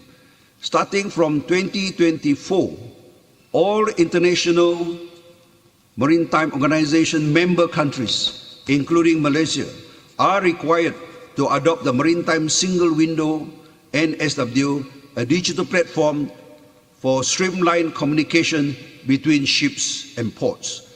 The Ministry of Transport Malaysia, through the National Logistics Centre, is leading this initiative, which will be rolled out to all the ports in the country. My ministry, in collaboration with the Marine Department, Sarawak Region, and other relevant agencies, is working towards the full implementation of the Maritime Single Window (NSW) system, aiming to have it fully operational in all Sarawak and Sabah ports by the first quarter of 2025. Dr. Speaker, dialogue session with Sarawak maritime industry. The Ministry of Transport Malaysia and my ministry have co-organized a dialogue session with the Sarawak maritime industry in September 2024, chaired by the Honourable Deputy Minister for Transport Malaysia. The session addressed various key topics, including the reimposition of the cabotage policy for Sarawak, domestic shipping license (DSL), protection and indemnity, bunkering (SOPs), and the Maritime Labour Convention. This dialogue was attended by about 80 representatives from the Government Department, business chambers, and maritime industry players. Dr. Speaker, training for certified boat surveyor. To enhance regulatory oversight, my ministry through SRB has started training personnel to become certified boat surveyors for vessels 15 tons and below. This initiative is a collaboration with Malaysia Maritime Department Sarawak Region and the Maritime Transport Training Institute, MAUTRAIN. The training syllabus was jointly developed by my ministry and MAUTRAIN. The first batch of 18 trainees has completed both classroom and practical training and will undergo final assessment to be accredited by MAUTRAIN as qualified boat surveyors. This initiative supports SRB's plan to assume responsibility for licensing boats under 15 tons as outlined in the Merchant Shipping Ordinance 1960 Sarawak and the Sarawak Rivers Ordinance 1993, ensuring a qualified and sustainable workforce for the future. Dr. Speaker, cabotage policy. The cabotage policy was introduced in 1980 in Malaysia with the intention to develop local shipping companies and reduce dependency on foreign vessels, therefore allowing the local shipping industry to grow and expand internationally. To put it simply, under this policy, foreign vessels can co-direct to any Malaysian port, but must obtain a domestic shipping license, DSL, which is granted upon meeting specific criteria. However, foreign vessels are restricted to international shipments only.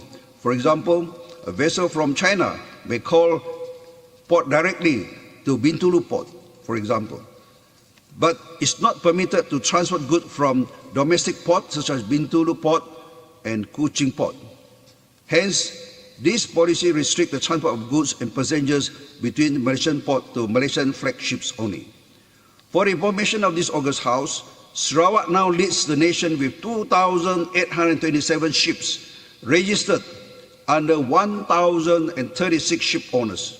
Additionally, Sarawak plays a critical role in Malaysia's shipbuilding and ship repair industry, producing approximately 80% of the country's new ships. We have 68 of Malaysia's 100 shipyards located in Sarawak. This industry significantly contributes to Sarawak's economy and Malaysia as a whole, and cabotage policy helps to protect this vital sector. In June 2025, the cabotage policy was reinstated in Sarawak to protect and enhance our local industry. Following the reinstatement, my ministry held an engagement session with Sarawak stakeholders in August 2024, resulting in a decision to form a special committee to coordinate maritime and logistic matters, addresses changes and propose solutions. In summary, cabotage policies are a strategic tool to strengthen the national maritime industry, promote economic growth, enhance security and stabilize local market. Balancing this benefit with potential trade-off is important, particularly in Sarawak with diverse economies where regional prices and logistics needs differ. Dr. Speaker, aviation sector. I would like to inform this August House on the development of the aviation sector in Sarawak. Performance of Sarawak air connectivity. For the information of this August House, there were 95,441 aircraft movements carrying 7.56 million passengers to all airports and stopoports in Sarawak until the third quarter of 2024. For the same period, a total of 42,3 381 tons of air cargo was transported to all the various destinations in Sarawak. This cargo includes electrical and electronic goods, oil and gas equipment, e-commerce goods, general cargo such as fabrics and clothing, including perishable goods such as fruits and fresh flowers. Madam Speaker, Malaysia domestic flights. In 2024, Sarawak received an average of 406 flights weekly from other states of Malaysia to Sarawak, including federal territories, compared to 373 flights weekly last year. The existing routes are served by Malaysia Airlines, AirAsia, Batak Air, Firefly, and Maswing. Kuching International Airport received the most flight frequency with 211 flights weekly, followed by Miri Airport with 86 flights, Cebu Airport 60 flights, Bintu Airport 37 flights, Mulu 7 flights, Limbang 3 flights, and Lawas with 2 flights weekly. Malaysian Aviation Commission has recently approved a new domestic route between Kuching and Ipoh, Perak for Asia Berhad. However, the commencement date for operation has yet to be determined by the airline. The other speaker, Sarawak domestic flight. For Sarawak domestic flights or scheduled flights within Sarawak, there are an average of 608 flights weekly in November 2024, connecting Sarawak major cities, towns, and rural settlements under the Rural Air Services. Miri Airport manned the highest number with 179 flights weekly, followed by Kuching 136 flights, Cebu 62 flights, and Bintulu 40 flights weekly. The remainder of the flights were to the smaller airports and stall ports.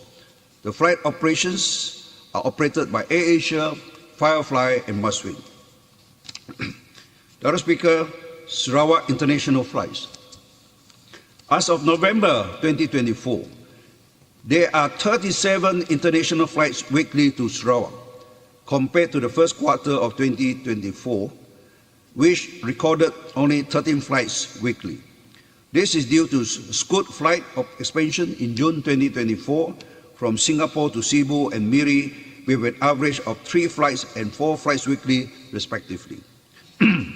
On the other hand, I am pleased to announce to this August House that MAVCOM has approved AirAsia Berhad, Malaysia, to operate a flight route between Kuching and Balikpapan in Kalimantan, Indonesia, and a flight route between Kuching and Kunming in China. However, the tentative date of operation will only be finalized once the airline receives further approval from the authorities of the destination countries. The other speaker, public service obligation under Rural Air Services.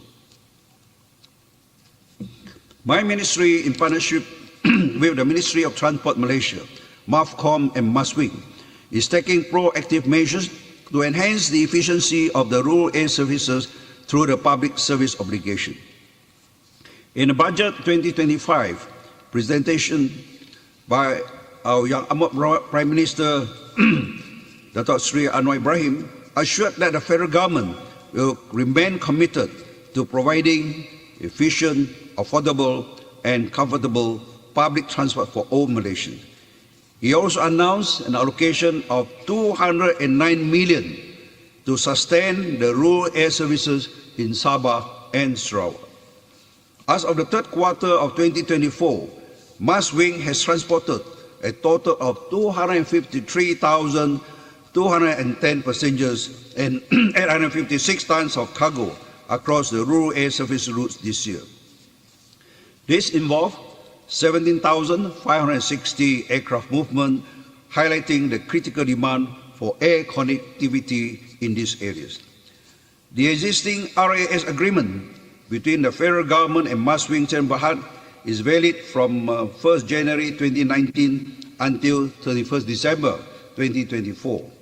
However, the federal government has agreed to extend the agreement for another year until 31st December 2025 to enable Sarawak's acquisition of Maswing shares and ensure that the rural air services operations can continue smoothly. Madam Speaker, Maswing acquisition. The Sarawak government and the Malaysian Aviation Group, the parent company of Maswing, have reached a heads of terms agreement which outlines the sale and purchase agreement, which is expected to be signed by 31st December 2024. Upon signing the sale and purchase agreement, SPA, the transfer of Maswing ownership from Malaysian Aviation Group to the Sarawak government will take 6 to 9 months, subject to certain conditions. During this transition, Maswing will continue operating rural air services while securing necessary licenses and approvals from the Ministry of Transport Malaysia, MAVCOM, and CAM to expand internationally. Post-acquisition, the Sarawak government aims to position Maswing as a regional carrier within 4 to 7 hours flight range, establishing Sarawak as a gateway for regional air travel.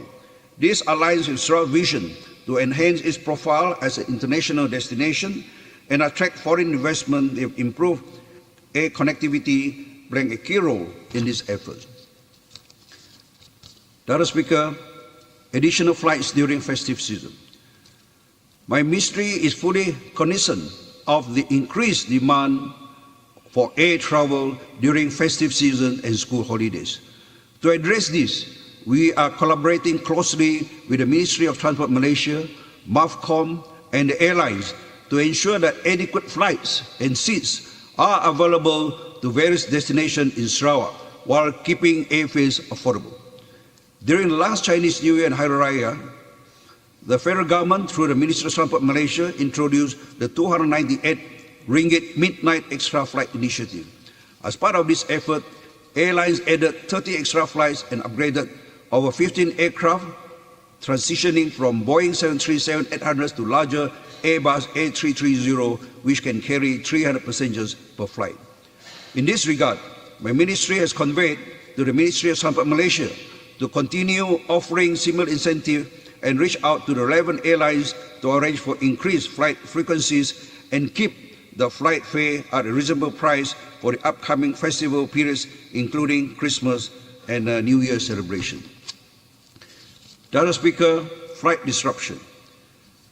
Effective coordination among relevant authorities, airlines, and other stakeholders is crucial in managing the impact of natural events such as volcanic eruptions and air turbulence, which have recently made global headlines. Most complaints related to flight incidents, cancellation, delays, and ticket refunds are directly addressed by the airlines and monitored by MAVCOM in line with the Malaysian Aviation Consumer Protection Code 2016 MACPC, which was recently updated on 1st September 2024. Madam Speaker, Miri Airport expansion. On 28 September this year, Malaysia's Prime Minister Yang Amat Berhormat Datuk Seri Anwar Ibrahim approved the expansion of Miri Airport in response to a significant rise in passenger traffic. In 2019, the airport handled nearly 2.5 million passengers, exceeding its capacity and highlighting the need for expansion to meet both current and future demand. The planned expansion will include a new terminal extension and upgrades to the rural air services area, along with additional check-in counters, new office space, updated signage and wayfinding, new luggage handling system, improvement to the departure hall, and the addition of new passenger boarding bridges. Madam Speaker, present Kuching International Airport upgrading. Malaysia Airports Holding Berhad has allocated 95 million ringgit under its annual capex for extensive upgrades to Kuching International Airport. Key initiatives include the installation of a new inline baggage handling system, ILBHS, refurbishment of passenger boarding bridges, implementation of a visual docking guidance system, apron rehabilitation and enhancement to emergency access roads and terminal signages to bolster compliance and safety standards, operational improvement such as the refurbishment of chillers, substations, painting, and the introduction of modern conveniences like automatic barrier gates and LED terminal lighting are also planned to enhance overall passenger and operational efficiency. Proposed new Kuching International Airport. Dr. Speaker, my ministry is in the process of conducting a feasibility study for the proposed new Kuching International Airport, a key initiative to strengthen Sarawak aviation sector with a world-class facility. Designed to accommodate 15 million passengers annually, the proposed new Kuching International Airport aims to address current capacity constraint and establish Kuching as a major regional aviation hub. Dr. Speaker, Sarawak Aviation Safety Talk. The responsible use of drones in Sarawak is increasingly vital, necessitating greater public awareness of the regulations governing their operation. While drones offer significant benefits in sectors like agriculture, logistics, and photography, unauthorized operation due to a lack of awareness about permits from the Civil Aviation Authority of Malaysia, CAAM, have led to unintended legal consequences. These regulations are essential to safeguarding public safety, security, and privacy. To address this, my ministry, in collaboration with CAAM, organized the Sarawak Aviation Safety Talk for the Southern Region on 13 August 2024.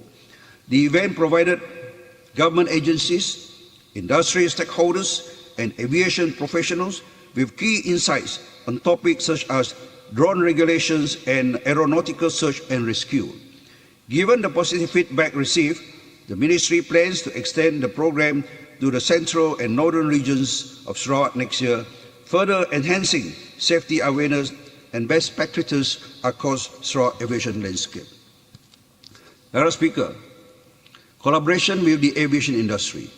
Last September, I led a delegation from Sarawak, including representatives from my ministry, Sarawak Tourism Board, and Malaysia Airport Berhad, to visit Junyao Group and China Eastern Airlines in Shanghai. During this visit, we explored the potential establishing direct flight between Sarawak and China. In addition, the ministry's collaboration with Scoot Pte. Private Limited, Scoot in Singapore, marks a positive step towards improving accessibility to Sarawak. Discussion on increasing flight frequencies highlight a shared commitment to boost air connectivity and supporting business exchanges. Scoot currently operates daily flights to Kuching, 3 times weekly to Cebu, and 4 times a week to Miri. This partnership with Singapore presents significant opportunities for both economic growth and cultural exchange for Sarawak. Further discussions have also been arranged with Singapore Airlines, the parent company of Scoot, to ensure that a full-service carrier operates the Singapore-Kuching route.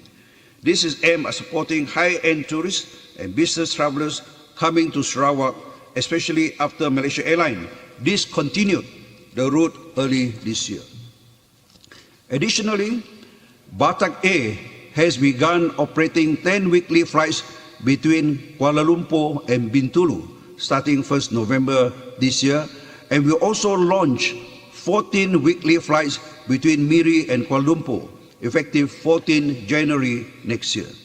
This was announced following my meeting with Batak Air CEO, Dr. Chandran, in Kuala Lumpur on 29 October this year. These initiatives marks a major advancement in strengthening Sarawak air connectivity, providing smooth travel between other regions and Sarawak. The direct routes are pivotal in boosting business travel, air connectivity, and air cargo movement while unlocking economic opportunities. In addition, we are advancing plans to promote the aerospace industry in Sarawak. A critical component of this strategy is the establishment of aerospace manufacturing and maintenance, repair, and overhaul of aircraft facilities. These facilities will enable Sarawak to build a self-sustaining aviation ecosystem, providing aircraft servicing and aircraft parts manufacturing that will create a high-skilled job opportunities and reduce operational costs for airlines operating in Sarawak. Moreover, training the next generation of aviation professionals will also be a top priority. In collaboration with the Ministry of Education, Innovation and Talent Development, and local educational institutions, we are working to offer specialized courses in the aerospace and aviation sector. This partnership will ensure a steady pipeline of skilled local talent equipped with the necessary skills and certifications to support the growth of Sarawak aerospace industries. Madam Speaker, regional cooperation to sustain Sarawak transport sector. My ministries represent Malaysia as the head of delegation for the Brunei Darussalam Indonesia Malaysia Philippines East ASEAN Growth Area, that's BIMYAGA Transport Cluster. At the recent meeting, my ministry discussed key developments and collaboration with the member states for matters in land transport, maritime and aviation. The inclusion of the Kuching-Sengkawan bus route in the BIMYAGA MOU on cross-border movement of commercial buses and coaches was discussed, as well as the need to review the transport MOUs to align with current needs. My ministry will continue to actively advocate for Sarawak interests within BIMYAGA region and work towards enhanced development, stronger regional connectivity and shared prosperity. Madam Speaker,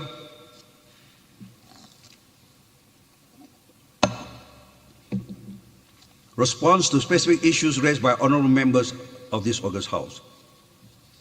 The honourable member for Daro and Katibas. Madam Speaker, for information of the honourable member for Daro and Katibas, my ministry will collaborate closely with the Divisional Public Transport Committee headed by the respective residents to come up with a proposal for bus terminal and integrated transport terminal in the upcoming 13th Malaysia Plan. The honourable member for Batu Kitang. For information of the honourable member for Batu Kitang, the issuance of the e-hailing vehicle permit (EVP) in Sarawak falls under the purview of the Commercial Vehicle Licensing Board (CVLB) Sarawak.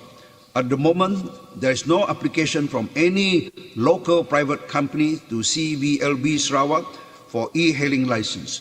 Besides, Sarawak Metro, as the implementer of the Kuching Urban Transportation System KUTS project, is currently working on integrating e-hailing services to enhance last-mile connectivity to the ART. Madam Speaker, the honourable member for Pelagos. For the information of the honourable member for Pelagos, I am pleased to inform this August House that the proposed Kapit bus terminal project has been approved with a scheme value of 30 million ringgit. However, only 1 million ceiling is provided under the 12th Malaysia Plan for the purpose of paying consultancy fees, site selection, and preliminary design for the construction phase. The physical project will be implemented under the 13th Malaysia Plan. Madam Speaker, the honourable member for Tamin. For the information of the honourable member for Tamin, the stage bus service between Cebu and Selangor was discontinued by the bus company because its 81-kilometre route is not eligible under the current RM1 subsidy policy. This policy, effective from January 2024, only base starts routes below 40 kilometres. However, my ministry reviewed the performance of the RM1 subsidy program and developed new initiatives and programs to ensure the continuity of affordable stage bus services for the public, including the routes from Cebu to Selangor under the upcoming 13th Malaysia Plan.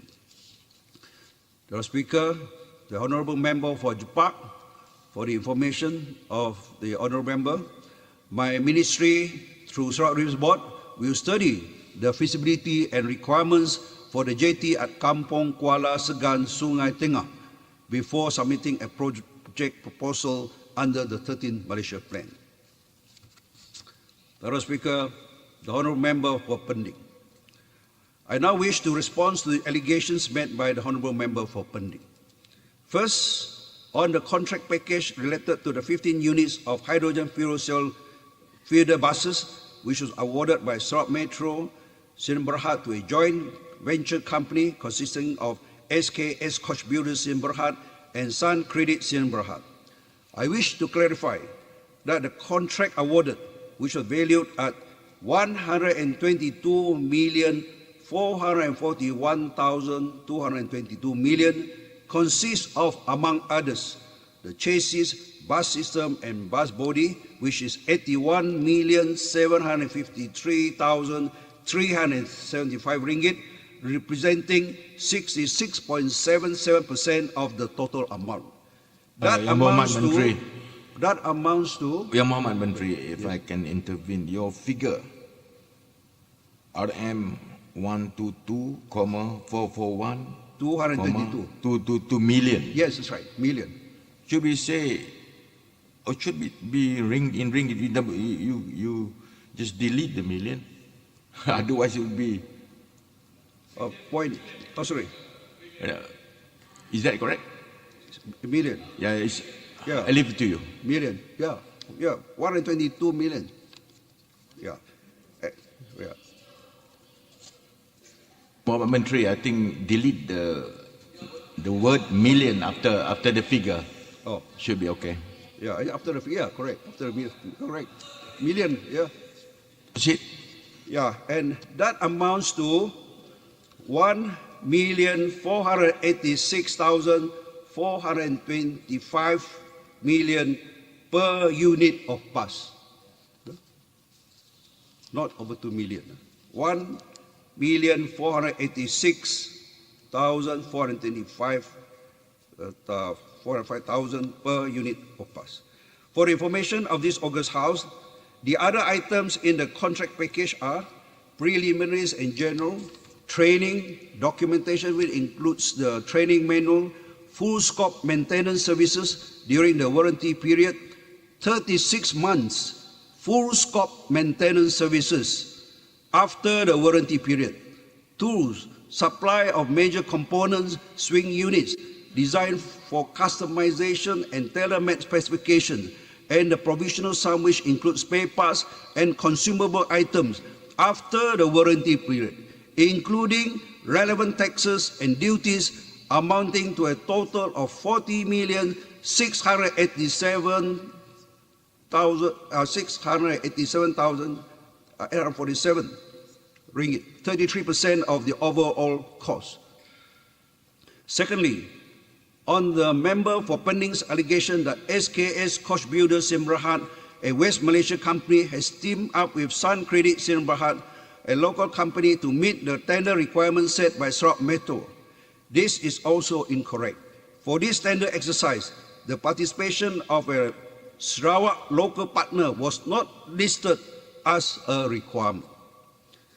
Thirdly, the member pending insinuated that Sun Credit Berhad, the Sarawak-based partner in a joint venture company, was unqualified to win the tender, as the honourable member highlighted that it was a company whose main business is general training and has a paid-up capital of only 100 ringgit.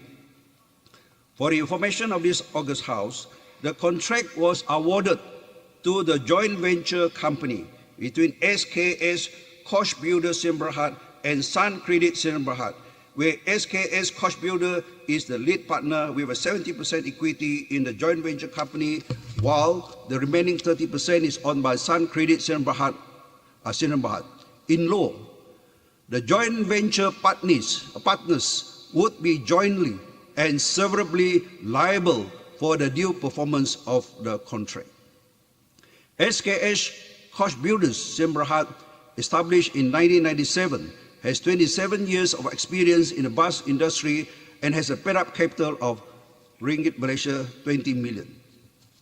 Whereas the Sun Credit Sdn Bhd only play a minor role in this contract, whereby they are only to provide temporary infrastructure facilities, such as for temporary stabling and minor maintenance services. Nevertheless, both the companies would be jointly and severally liable for the complete performance of the contract. Fourth, on the member for pending's allegation that Sarawak Metro lacked the competency in the evaluation process of this tender, as the contract was awarded to a JV company that had not fulfilled the profitability requirement that had been set. For the information of this August House, the requirement in question is an industry standard to require that average net profit for the last 3 financial years must be positive, and for a joint venture, a minimum of 2 partners, including the lead partner, must show positive net worth. This open tender was advertised on 22nd May 2024. A total of 6 bidders participated. All tenderers were required to submit the audited financial statement for the year 2020 to 2022, as the audited financial statement for the year 2023 for each tender will only be available by Q3 of 2024. Based on the submissions, all tenderers did not comply with the above requirement. Thus, the Evaluation Committee decided to seek approval from the Tender Approval Committee to waive the above requirement based on the following reasons. 1. Based on analysis, the year 2020 to 2022 was during the COVID-19 pandemic period. Hence, all tenderers were facing financial losses. 2. This package tender has been called for the second time. There is a re-tender. 3. This package tender has been, 3. If it goes through another tender exercise, it will yield the same result and cause further delay to the project timeline. Upon approval by the Tender Approval Committee, the Evaluation Committee proceeded to evaluate the tender submissions by all tenderers. After going through detailed and comprehensive evaluation exercise, the Evaluation Committee proposed to the Tender Approval Committee to award this contract to SKS Koch Builders Berhad and Sun Credit Sdn Berhad joint venture based on the following reasons. 1. This joint venture company passed all the necessary technical and financial requirements, as well as going through proper clarification exercise. Financial requirements include sufficient credit facilities and cash in hand, whereas the technical requirements include written commitment and pledge partnership from the technology partners with a proven track record in manufacturing and supply of hydrogen fuel cell buses. The JV company offered the lowest commercial proposal among all the qualified bidders. The second lowest qualified bidder offered 34% higher, and the highest qualified bid offered 119% higher. And 3, it is noted that SKS Koch Builders Berhad, which is the lead partner in the joint venture company, has good financial standing with sufficient credit facilities to execute this contract. 5th, the member for Pending accused Sarawak Metro of lacking integrity in its process of this tender exercise, as the member alleged that the joint venture company of SKS Koch Builders Berhad and Sun Credit Sdn Berhad had not met the requirement of having at least one working hydrogen bus prototype and all working hydrogen bus developed and or manufactured and or supplied sold within the year 2016 to 2023. For the information of this August House, the technology partner of the successful tenderer is CRRC Electric Vehicle Company Limited from China, which has developed, manufactured and supplied hydrogen fuel buses over the years. For the information of this August House, all these procurement processes have adhered to strict procedures and good governance practices which are subjected to audit. In the light of the aforesaid clarifications and facts, the allegations made by the honourable member for Pending are misleading and malicious. As a honourable member of this August House and a lawyer by profession, she ought not to rely on incomplete and unverified information and make allegations and insinuations based on her own assumptions and libelous connotations. With regards to the 3 hydrogen buses, I'm not giving away. I'm not. No, it's nothing to do with you. Sit down, sit down. This is not. Badungan. No, I'm not giving way. I have not finished it. All right, you sit down. Yang berhormat I am Badungan. not giving way. Order. Please observe the standing order. Standing order 33A-B. Yang berhormat Badungan, sit down. I'm not giving way. Sit down. You have to sit down. Sit down. You sit down. This is my floor. Order. No. I have no. Order. No. Badungan, sit down, I please. have given the speaker. Could you Order. ask the honourable member to sit down? Yang berhormat. It's going against the standing order 33B. Please sit down. He's not giving way. He's not giving way. I have not Let finished. the minister finish. I have given a comprehensive clarification. Listen to point the by minister. point. No, these are the facts. YB Badungan. These are the facts I received. If you persist, Now, these YB are the facts I Badungan. received. Now, Speaker. if you persist, I'm going to decide it. You have to The speaker. sit down, please. Please sit down. Give chance to the minister to finish. Is No way. against the standing order. I am not given. I have the right to give way or not to give way. You sit Badungan. down. You are not behaving yourself in this zone. Badungan, You are going against the this is my standing last order. warning to you. My last warning to you. We have to sit down. Yeah. Please sit down. I better remember. Don't even Okay, know the Minister, basic standing Yang Berhormat order. Minister, Yang Berhormat Minister, please. Dr. Speaker, finish your, Dr. Speaker, it's yeah. only fair. I have given a very comprehensive clarification, point by point. If you don't like it, yeah, it's a different matter. But these are the facts that I have got. All right? Yeah. Sit down. No argument. Sit Yang down. Berhormat Badungan, Sit please down. sit down. With regards, Dr. Speaker, with regards to the 3 hydrogen buses that are on trial operation by Sarawak Metro, raised by the member for pending, I wish to inform this August House that the 3 hydrogen buses have been on trial operation for 5 years. Currently, the trial operation is temporarily suspended as the 3 buses have to undergo mandatory maintenance exercise with critical repair part from China expected to arrive by the end of November 2024. The purpose. Now, let me finish. Sit down, Badungan. Let me finish. Sit down, Badungan. Dr. Speaker, it is really Giving way. He's not giving way. Yeah, I'm not giving. It's my floor. It's up to me. So you have to observe the standing order. As a spectrum member here, you don't even observe the standing member. Proceed, Minister. The purpose of this trial operation is to collect necessary data and to engage the performance of the hydrogen buses, which is also monitored by the manufacturer. The performance and data collected have enabled us to include the performance requirements in the design specification for the procurement of 55 units of hydrogen fuel cell buses we have just been awarded recently. Dr. Speaker, I will now respond to the Honourable Member for Badungan, who quoted the failure of hydrogen buses mostly in European cities.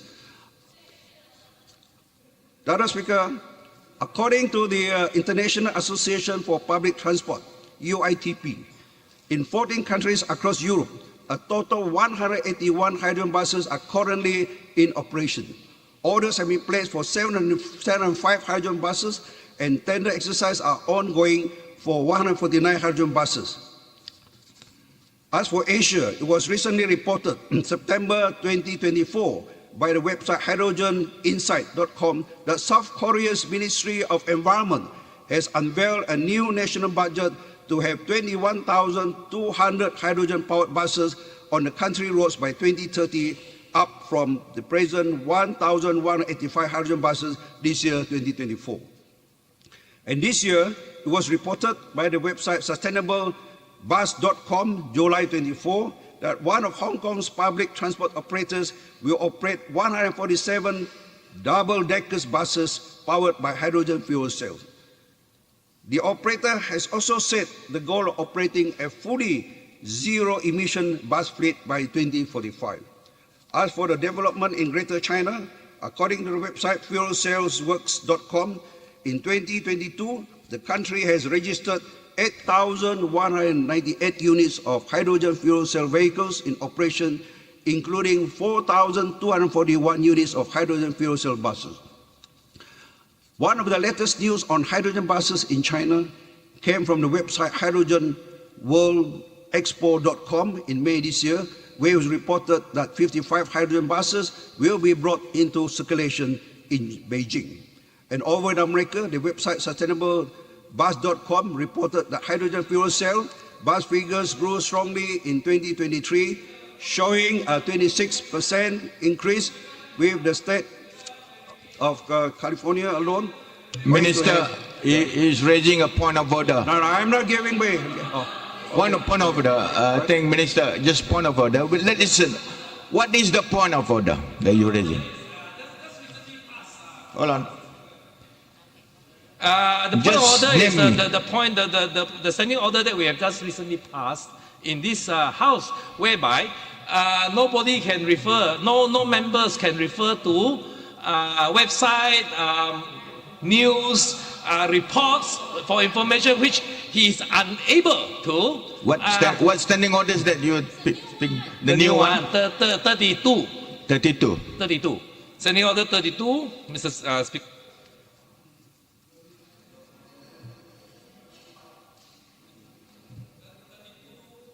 No, which part that he quoted just now?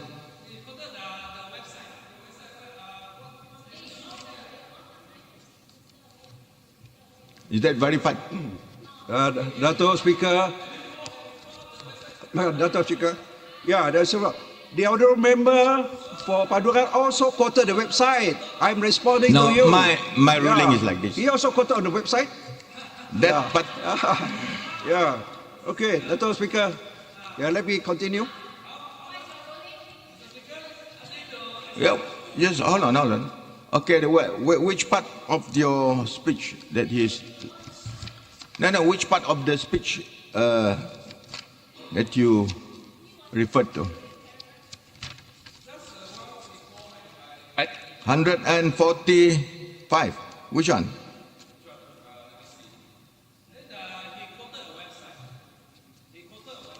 Yes. Yeah, what's that? Which one? In his speech?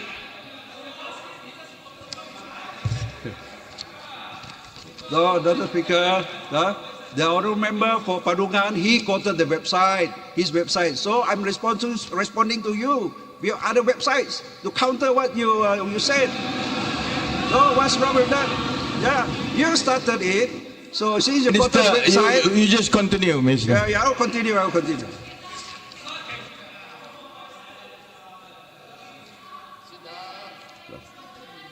Okay. Now, Dr. Speaker, many regions are investing in hydrogen as a long-term solution. No.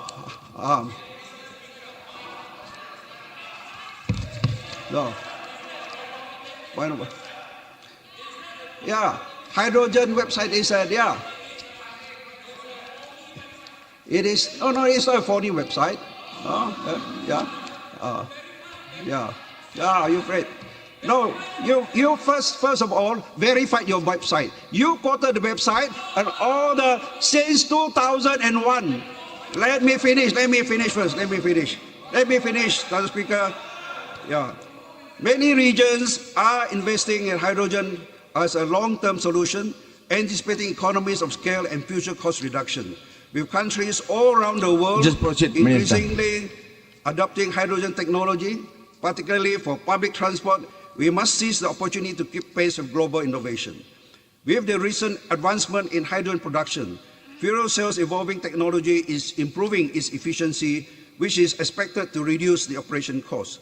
As such, hydrogen buses offer a more sustainable option, which is in line with our green economy roadmap. We must take this opportunity to build a competitive edge, positioning Sarawak as a participant in the global green economy. While the honourable member referenced a website citing data from 2 decades ago, I find it perplexing. Such outdated information is used to assess the current hydrogen transit initiatives. Even though a quote from 2021 was highlighted, it is crucial to note that this data was collected during the COVID-19 pandemic, a period that so drastically reduced ridership. The low revenue during that time was not necessarily a reflection of technological inefficiencies, but rather an inevitable result of the global health crisis. To claim technological failure without acknowledging this context is misleading.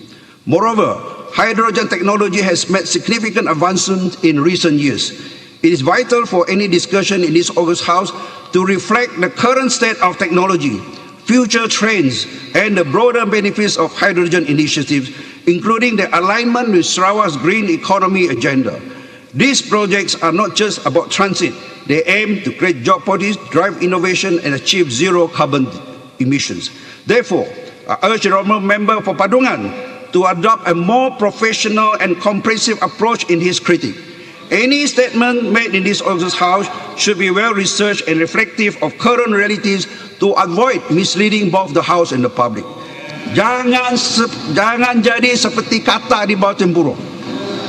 I wonder why the honourable member for Padungan only quotes on the failures starting from the year 2001, which is 23 years ago.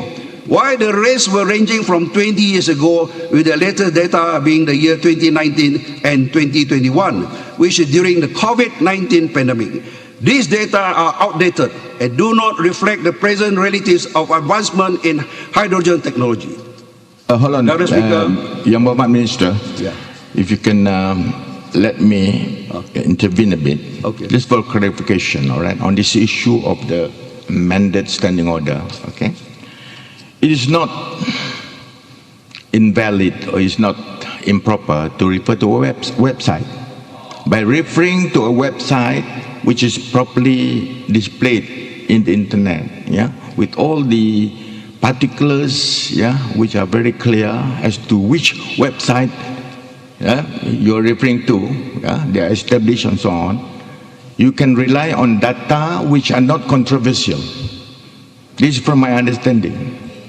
Yeah, if you refer to any social media, okay, Instagram, WhatsApp, whatever, yeah, including anything in the internet, for which the information are controversial, for example, over a character of somebody, you know, over activity of somebody and things like that, maybe that you need to verify.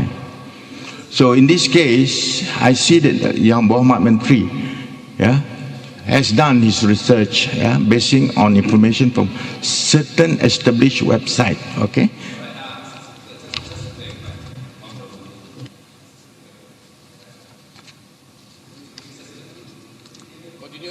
No, the Speaker, the floor is mine. You have given your clarification. Let me continue, Mr. Speaker. Clarification. Wait, Mr. Speaker, just to clarify on the ruling on this reference to the website. Yes, I stand guided and very much appreciate, Mr. Speaker, your ruling on this, saying that quoting from the website. Yes, the Honourable Minister did quote from a website to say that, you know, there are 4,000 over hydrogen buses used now in operative in China. But what he has not disclosed is in China there are 700,000 buses, transit buses operating in China. Only less than 1% is hydrogen bus. And that information he did not disclose. And that less than 1%. No, I am now. That is not the matter in dispute. See, the thing is, no. We are referring to. You are transgressing to another matter, another point. No. That is totally out of point. Speaker, my clarification just now on my ruling, Speaker, okay, is the fact that he's relying on data, established data in a website which is referable, identifiable, okay? Whether he refers to any other website for which you are referring to, whether he has done so, that is immaterial. No. Not misleading, because you mentioned about hydrogen, so I refer to hydrogen, not comparing to ordinary buses, and this is just the beginning. You are quoting outdated data 23 years ago. Yang How Berhormat can that be Minister. applicable to today? Yang Berhormat Minister. Yeah. Don't argue for the sake of arguing. Yeah. No. You sit down. I haven't finished it. You sit down. I haven't finished it. Sit down and listen attentively. Okay. Proceed. Right. Proceed. Now you sit Yang down. Berhormat Minister. Yeah, you Please proceed. don't against standing order. You sit Sit I'm down, not giving Padungan. way, and therefore you sit down. Member for Persidangan, please sit down. Digitalization and innovation. No, sit down. On 21st August 2024.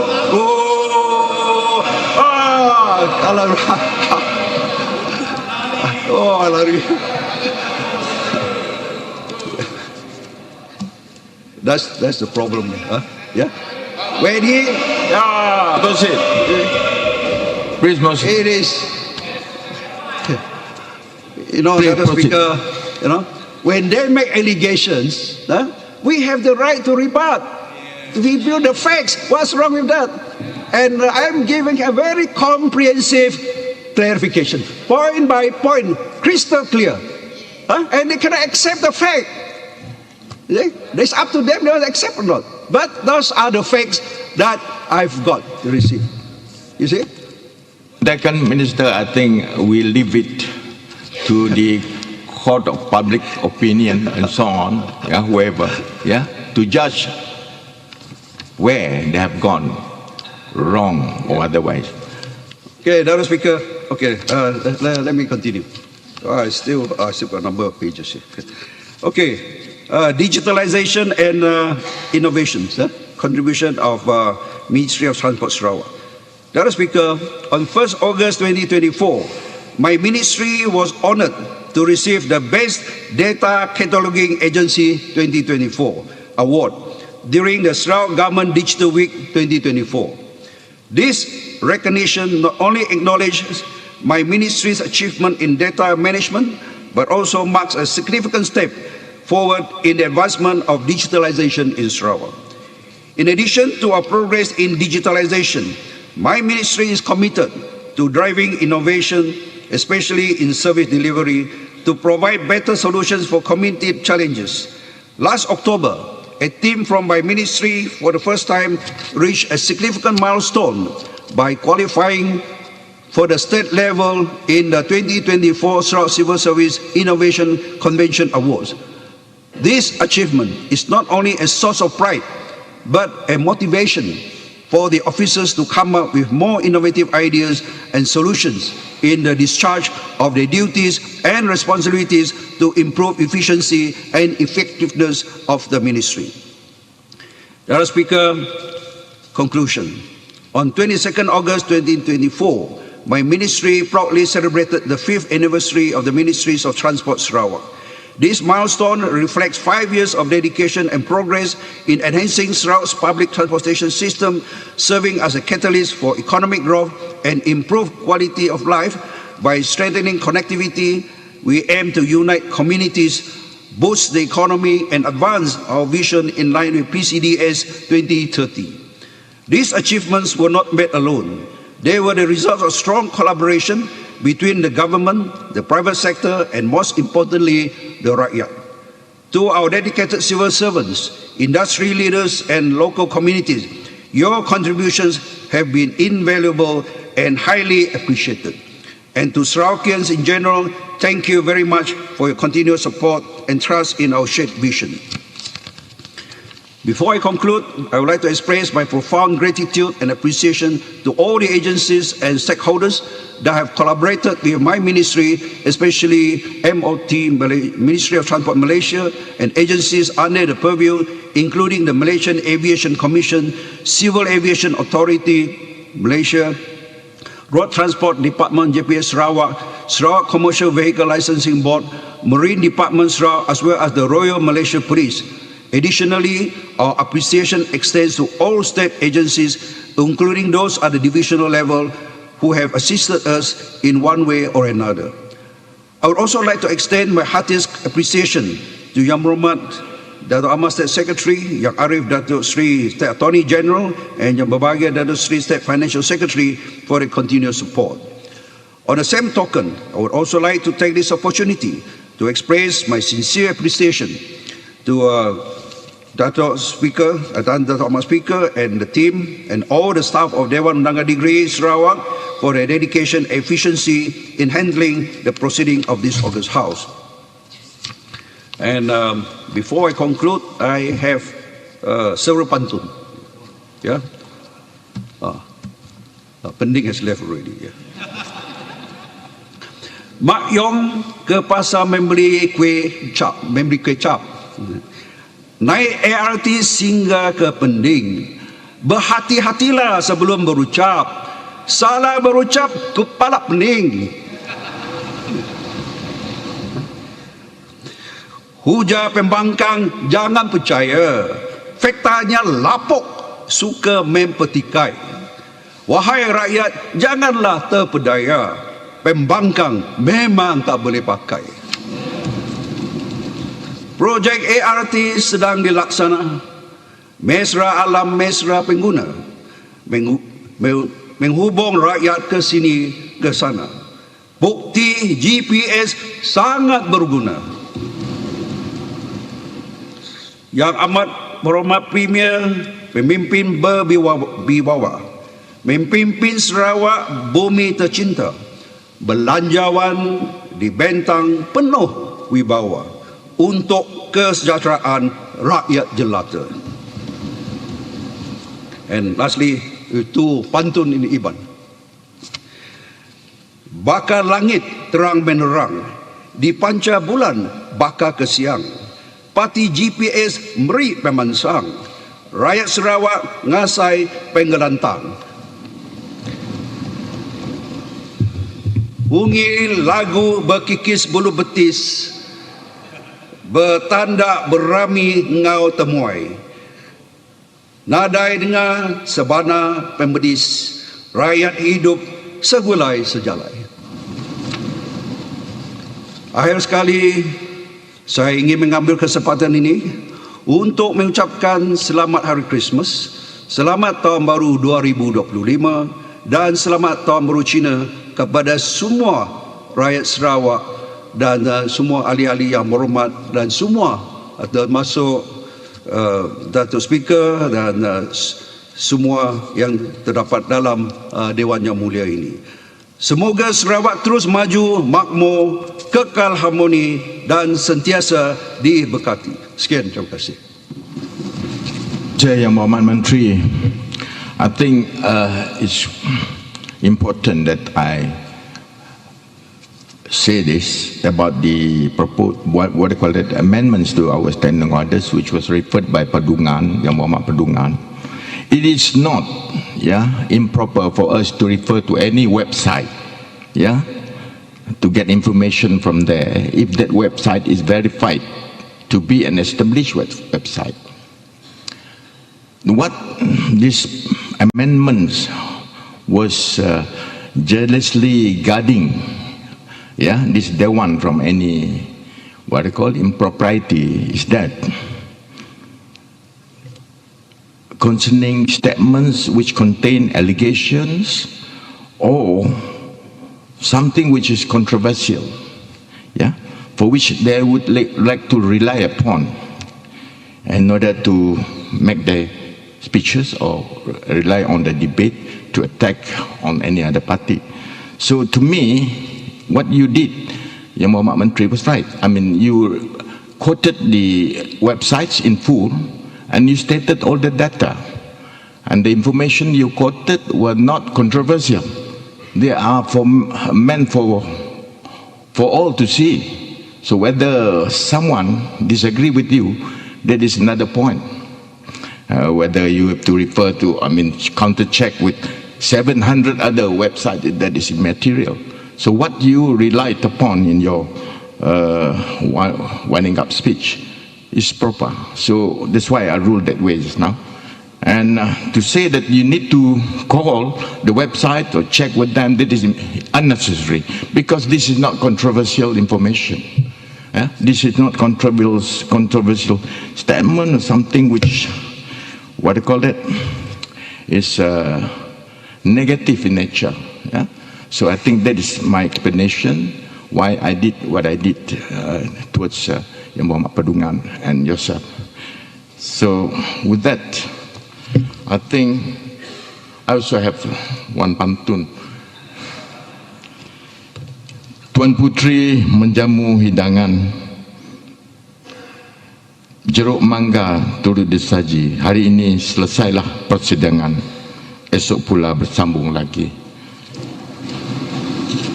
Ahli-ahli yang berhormat, the sitting is now adjourned and the House shall resume its sitting at 9 a.m. tomorrow. Thank you. Assalamualaikum insyaAllah.